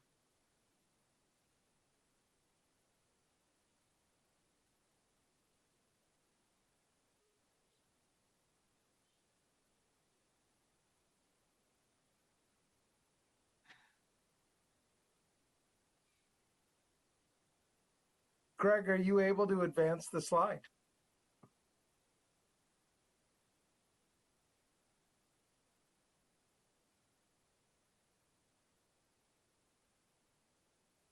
I also saw there was a co-host this time. I don't know who that is.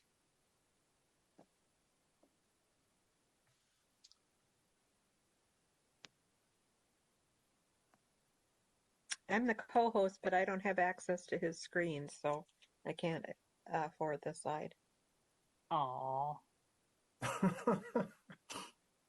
So what good are ya? I just messaged Greg. Sometimes that can work. Does anyone have his phone number? I think he's working on it. He's working on it, it looks like. Okay, give him a second. We got this, Sam.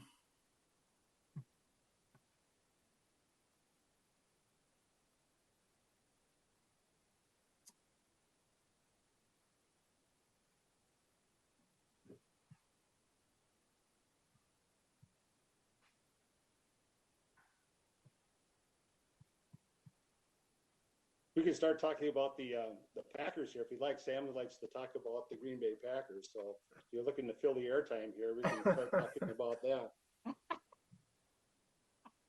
I think I'll stay on mute for the sake of I'm suspecting the commission is bleeding purple, but I'll stay on mute. I'd appreciate that, Sam. It's been a hard year. Sam, what color is that vest you have on?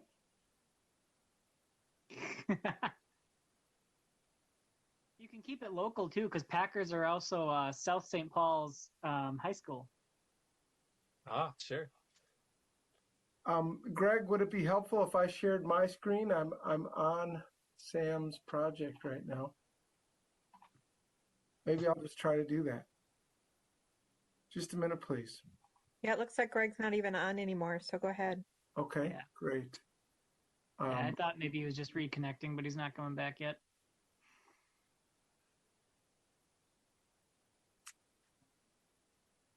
Sam, at your service. Well done. Thank you, Emmett. Again, Sam Pertz, Parks and Trails Supervisor, working with Marty out in Carver County. I haven't been in an MPOSC meeting for over a year, and I show up and things happen that aren't good. So our legacy project highlight, equity highlight here under the project of outreach, service younger age and lower income communities. We have 3 examples there, and they're pretty far into the weeds in terms of what the actual programmatic element is. But the Summer Explorers program is a very large scale program. It's a 7-week reoccurring program, serving about 200 to 225 youth per week. And the demographics and the targets there are demographics, age, income, and race. The Achieve After School program is a monthly program, and it's to provide better or greater education support. There's not supposed to be a question mark there. It's not a question. It is providing greater education support. I'll explain here in a second. It serves about 10 to 20 youth per time. And again, kind of the same targeted elements there with demographics and age, income and race. And the last one is our Riverview Terrace community programming, smaller scale programming. It's reoccurring almost on an as needed or as allowed basis, serving about 10 to 15 youth with really same targets. What I'll go on to say is, these programs are connections built through a larger partnership with one of the larger agencies in the county, Eastern Carver County Schools, Independent School District 112. And while all these specific examples here respond to age and income and race, demographics as kind of the key elements, there's some noteworthy items that I want to point out to each individual one to kind of further show the equity work that we're doing in Carver County. The Summer Explorers programming, it's a large scale opportunity, and it's really to provide a new experience for those youth. So it's new and really, and from my perspective, drives at the outreach kind of element, providing a new experience for young people. The After School Achieve program really strongly reinforces educational goals for the school. In this situation, it's a hook and ladder concept where students that are struggling in school then can do an outdoor activity through our services after they've completed additional schoolwork. And then the Riverview Terrace community program there is really provided direct inroads for communities with income disparity, and that's continuing to prove to have some other benefits. Let's go to the next slide, Emmett. And so how has your community engagement or equity lens shaped our project to better serve identified populations? Again, really it's partnering with the school district, Eastern Carver County Schools there, and engaging with residents, low income at the housing development there, provided direct inroads, like I was just saying, to identified populations. These pictures, like most pictures, speak 1,000 words. But really, it's these programs have been reoccurring in previous years, and we'll look to pick them up as COVID kind of hopefully fades back in the stage. We've learned how to work with diverse populations from year to year in better ways, and so really our skills in working with diverse populations through these opportunities continue to be enhanced.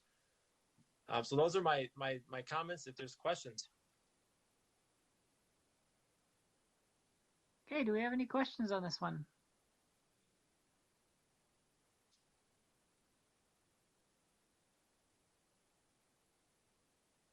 That's a great slide, Sam.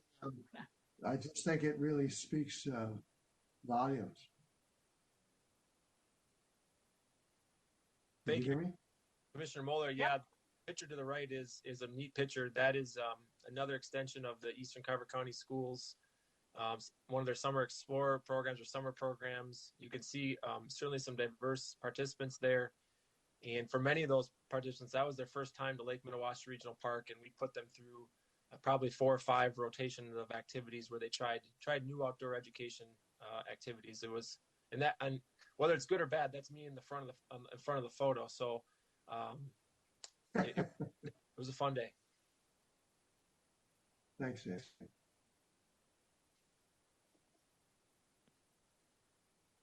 Chair, this is Councilmember Atlas and Gebetson. Yes. Thank you. Thanks for this presentation. And Samuel, just a quick question. One of the things that there's just overwhelming evidence that supports our shared sector's practice of really focusing on youth in schools doesn't translate into them as adults or communities as a whole accessing our park activities and recreational spaces at this in the long term. So I'm really excited to hear about the work that you've done with specific communities and residents. I'm just wondering if you could share a little bit more about the number of people you engaged in that way and what did that engagement look like? So beyond the schools and the youth focus, but I understand you talked about engaging the housing development and I'm assuming that involved adults, but perhaps it was just the youth inside of those developments. So just curious. Yes, thank you. Good question. And Marty might have an additional comment. I can respond and he might add here. I think I'm following the thread of your question there, but certainly right now in these pictures and these examples is the work we've done with youth and what it's provided. And we'll use an example here now of a planning process that we're into here this month. Is again the connections that we made, particularly with the Riverview Terrace community there in Chaska, or in other connections through the offshoots of this partnership is having stronger relationships when we go out in planning processes to try to have good representation from a diversity standpoint into those processes. Our adult programming in kind of a diverse lens certainly is something that we, as we grow in programming, is something that we look towards. We don't have a lot of offerings in that regard right now. And so it's something that we look towards in the future for sure. Does that answer your question? It does. Thank you for clarifying that for me.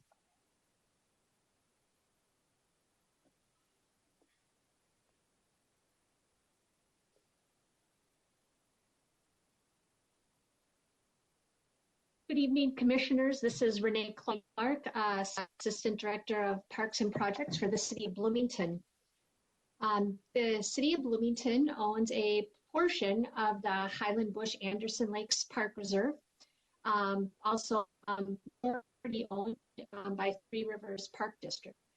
With a smaller relative portion of our regional system, our allocation you'll see is relatively smaller too.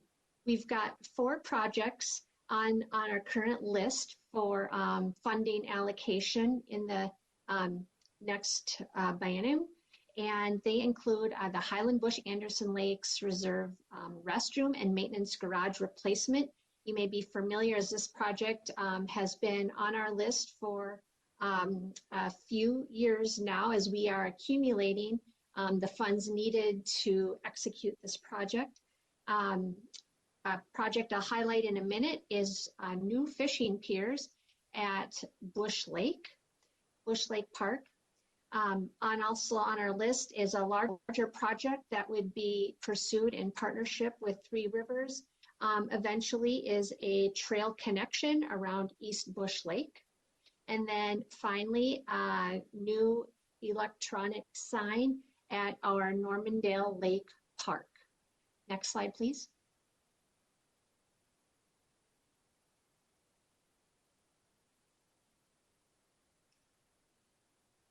The project I would like to highlight for you tonight is replacement of the fishing piers at Busch Lake.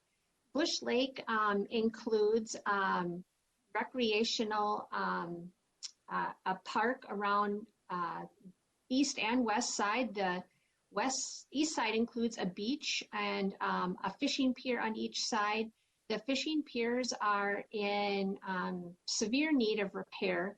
And what's exciting about this project for us is Bloomington does host in the winter and summer, has hosted a Learn to Fish program, primarily focused on children.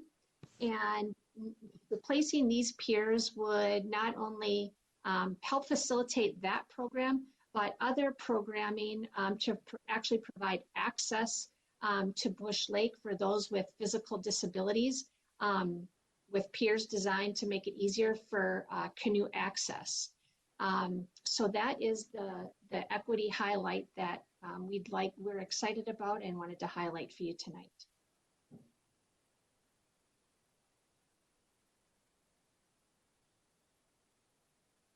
With that, I will take any questions.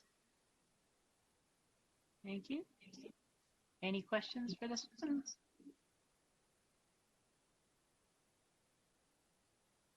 This is Todd. Yes, Todd.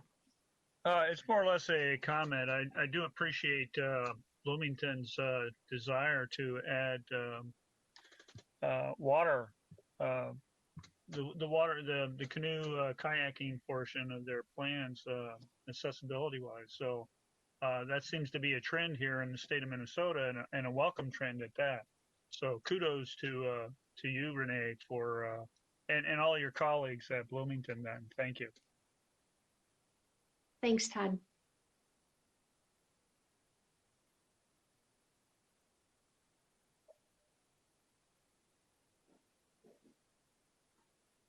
Okay.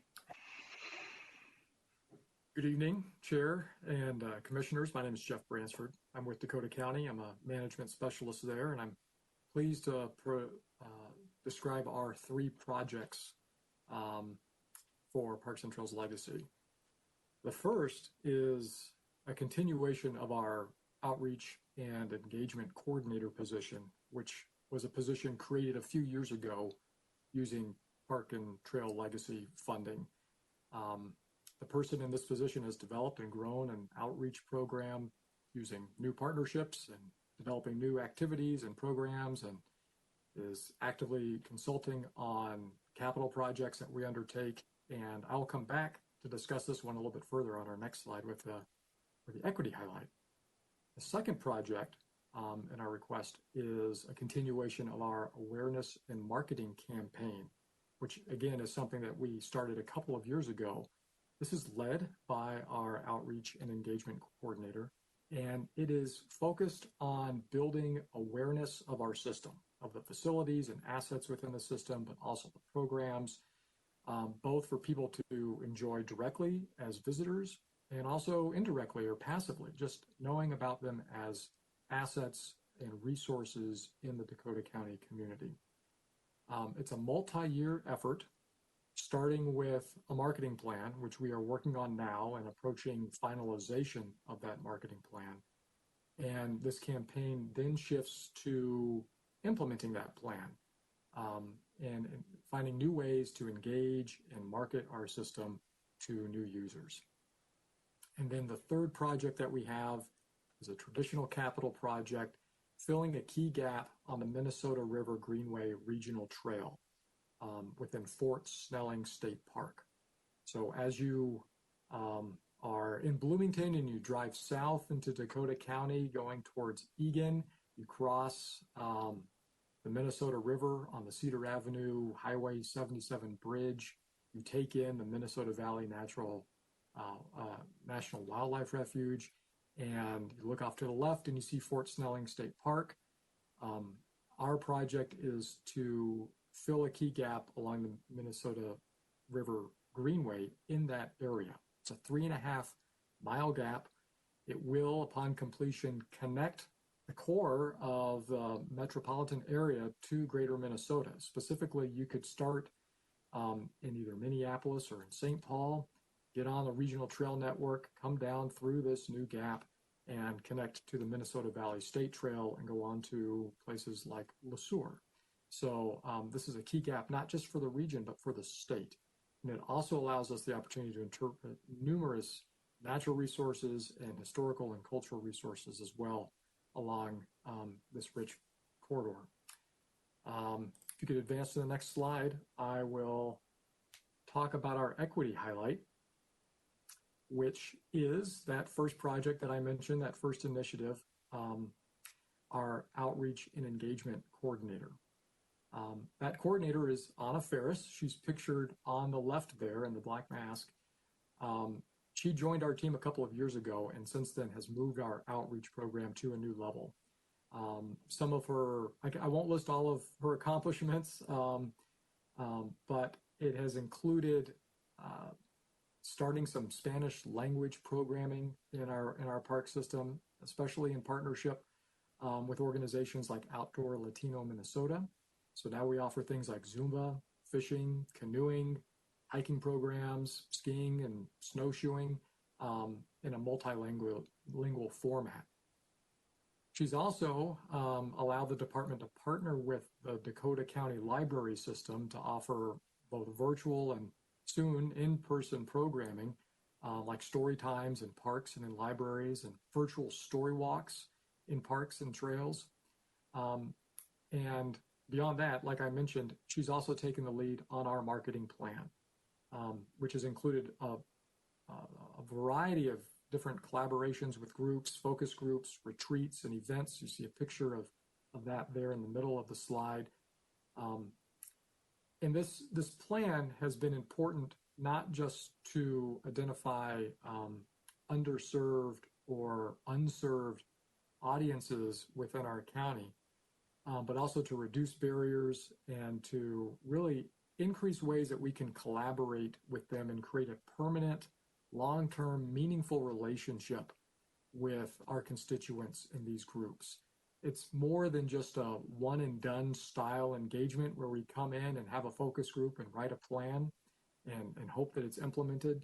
We're using the planning process itself and the Parks and Trails Legacy funds behind it to foster these relationships so that they are integral to our planning and operations on into the future. The last thing I'll say about this position is that it's been influential in our capital programs. Anna has been at the table as we develop master plans and as we do design and engineering review for our capital projects to ensure equity and access and inclusion are considered from the very beginning, really at the planning and concept stages of a lot of our projects, rather than those things being an afterthought or an add-on after design or after a facility has become operational. So this is a story that we think is a blooming, continuing to bloom success story with the use of Parks and Trails Legacy funds to have both an operational and capital impact on our system and on our community. And I'll conclude there, Mr. Chair, and would be happy to stand for any questions. Thank you. Thank you. Any questions here?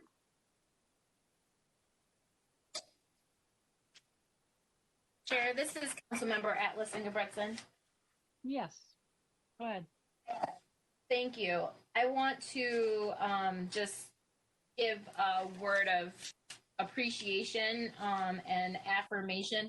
I don't know that all the commissioners know, but I started out with the Parks and Trail Legacy Advisory Fund Committee as the first chair, getting it off the ground. And in our first, and Tony, Chair Russo, was also a member of that committee, the inaugural committee of Parks and Trail Legacy Advisory Fund. We had a lot of work and conversations around this. I feel like I'm really excited to see what Dakota County is doing, and am really appreciative of the spirit of the plan, I think, in many ways, and the work that both at that table and with many of the community members, this is the type of responsiveness and what's outlined in the plan as needed.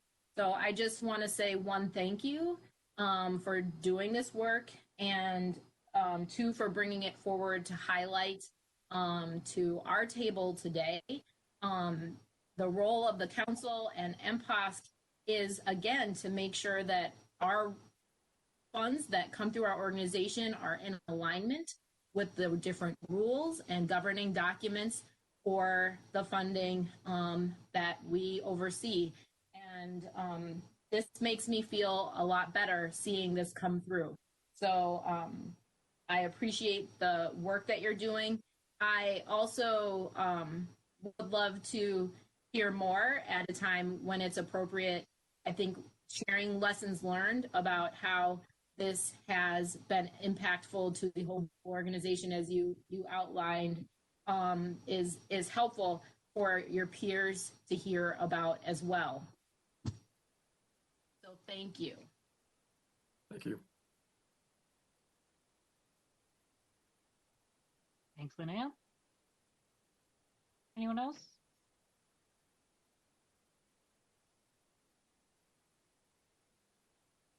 All right.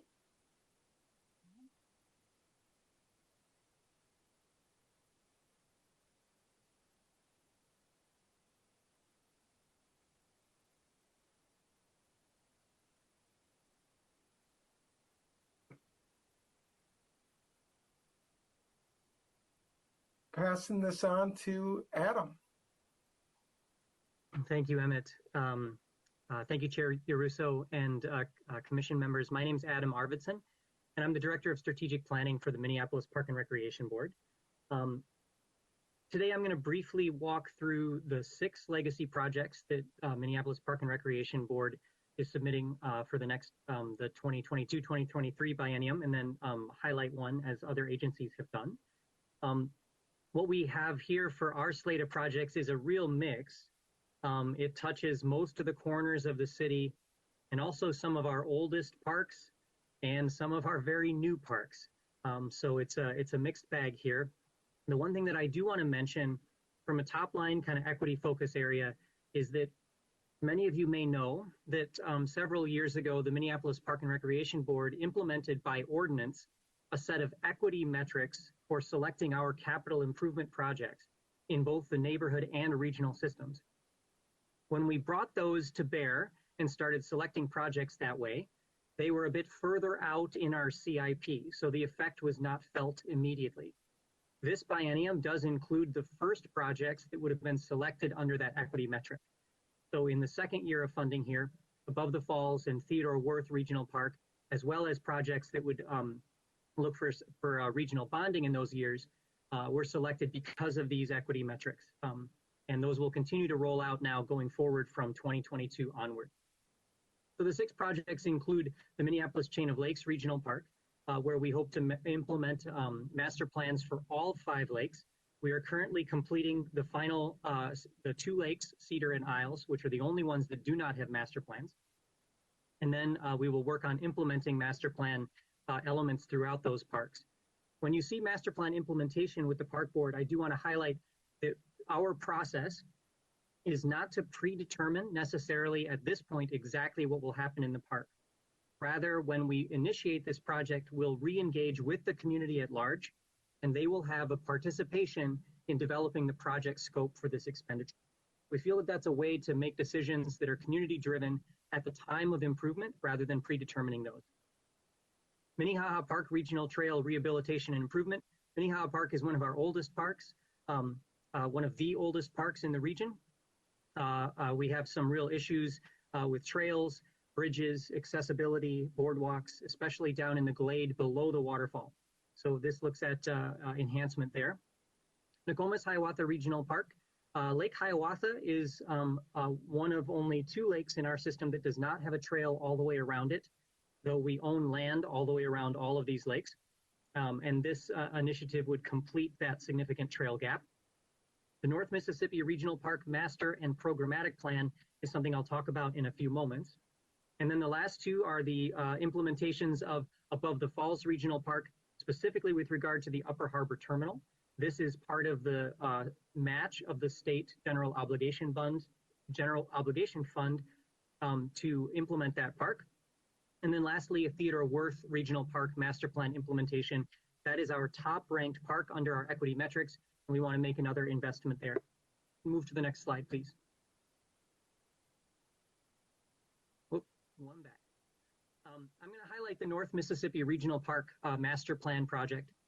There's a couple of things that make this project very ripe for happening right now. First of all, the Minneapolis Park and Recreation Board is now operating the Kronig Nature Center after many, many years of Three Rivers operations. So now we are kind of in charge of the park and have staff on site all the time, and that's a relatively new development. In addition, our recent master planning on the North Side neighborhood parks, and this really talks about the linkages between where people live and their neighborhood parks and the regional parks. There was a real request to link better to the North Mississippi area and the regional parks specifically. There's a lot of water frontage there, but it is disconnected from North Minneapolis because of I-94. Nearby demographics are more diverse and have less wealth than the region as a whole. And we think by doing a community-engaged master plan that also looks at the programmatic planning of this park, now that we are newly programming the nature center again, is an opportunity to bring all those things together in one conversation to welcome community members into the park in a variety of ways, both by thinking about what capital improvements should take place and also what promotion and what programming should take place in the various landscapes that exist at North Mississippi Regional Park. So this will be a collaboration really between planning and between our environmental stewardship group to develop a master plan, a promotion plan, and a programming plan for this Northside Riverside Park. And with that, I will stand for questions. Thank you very much. All right, any questions on this one?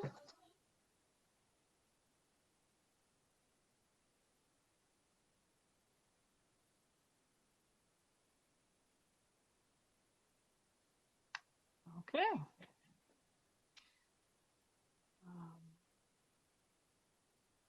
Are there any final thoughts on that from Jessica? I just want to thank everyone for their presentations tonight. Indeed, thank you. All right, so that brings us on to the reports section of our meeting. A couple things from me. We did hear that the council decided to extend the period for applications for new commissioners until the end of January, just to see if we could get a few more applicants for some of the spots. So if you know of anybody for A through D or the chair position, you're welcome to have them apply. We have some of our incumbents reapplying, some not, but we can certainly, either way, take other applicants to be considered, which will then push the seating of new people probably into March at this point. We'll do interviews in February. In terms of some other things coming up this year, Emmett alluded to one of them, which will be talking more about the water trail questions, and actually two of them, water trails, and also generally our questions about park-like amenities and more on that subject. And the other, if I can remember what was in my head a second ago.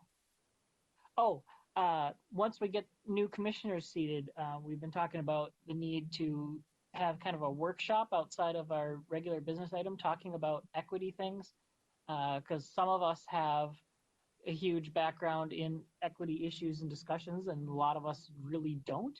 So we thought it might be useful to have some of our staff walk all the commissioners through just sort of some of the issues and the language and how some of that gets approached, just to try to make us a little more comfortable in some of our conversations about equity stuff and feel a little more informed on what we're trying to say. Because I know we frequently are sort of stumbling around some of those conversations, and there's a couple of people that are way more comfortable with it than others. So we're just going to try to get everyone a little more on the same page so we can be more effective on our equity discussions.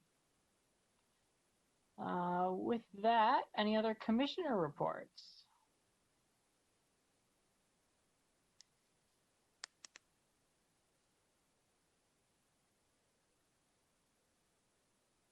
Or staff?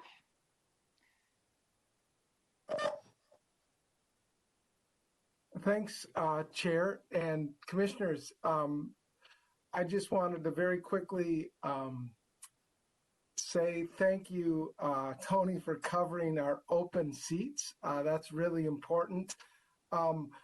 In conversation with Councilmember Atlas Engebretson, we decided to extend our deadline for the seats. We're really hoping to get some more applications, particularly in districts A and D, where we are unfortunately saying goodbye to Lolita Davis Carter and Rick Tyson. So I've talked to both of them, and I am hoping that they can also come back in February.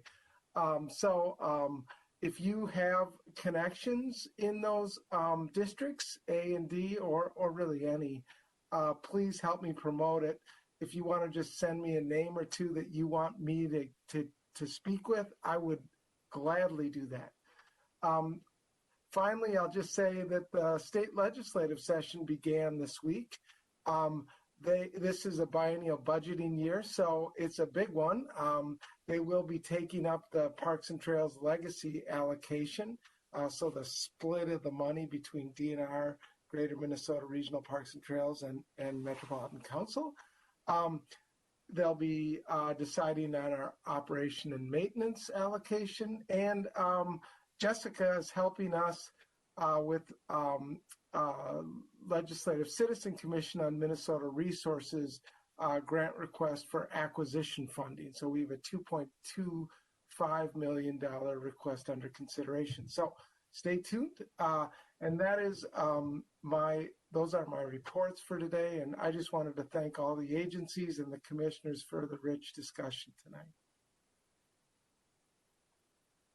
All right, thank you, Emmett. Anything from you, Linnea? Yeah, thanks, Chair Uruso. I wanted to just give a quick update on a couple things that started to develop over the holidays that I've been and will be continuing to engage on. I was tagged in a conversation that had started on Nextdoor, an app that brings neighbors together for conversations. Maybe some of you are on it or familiar with it. That was around one of our regional facilities and concerns around equity and inclusion, particularly around activities type and skill level, as well as race and gender. And so I anticipate we will have more conversations around this in the near future. We also had a staff member of the council who had a very unfortunate engagement in one of our parks as well.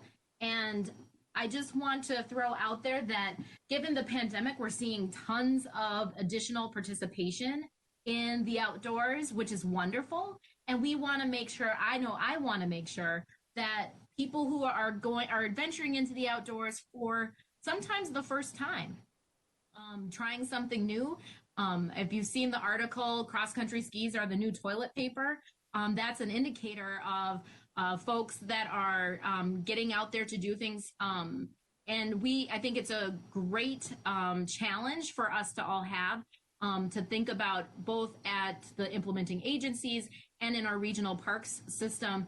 How do we ensure that we are welcoming to new users, also addressing age-old issues around skill level conflicts or infrastructure, wayfinding and signing, and also how our parks, regional park staff and law enforcement engage and also support and are engaged by users that in ways that may not provide the most welcoming or inclusive environment for people to be in. So there were a number of things that popped out over the holiday. I anticipate we might see more of that. And my hope is that we will be able to have some great conversations with our implementing agencies. We've already started that process.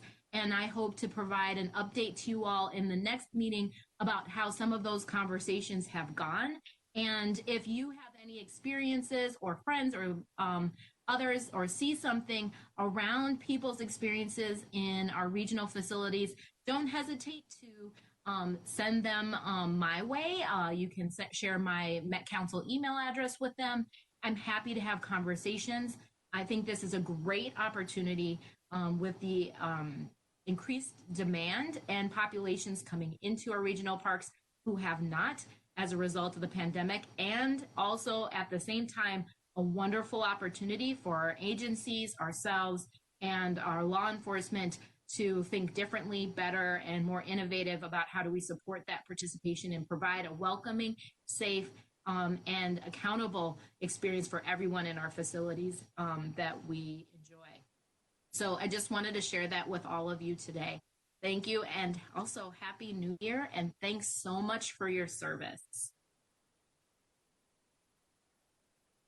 All right, thank you. And with that, I believe we are ready to adjourn. Thank you, everybody.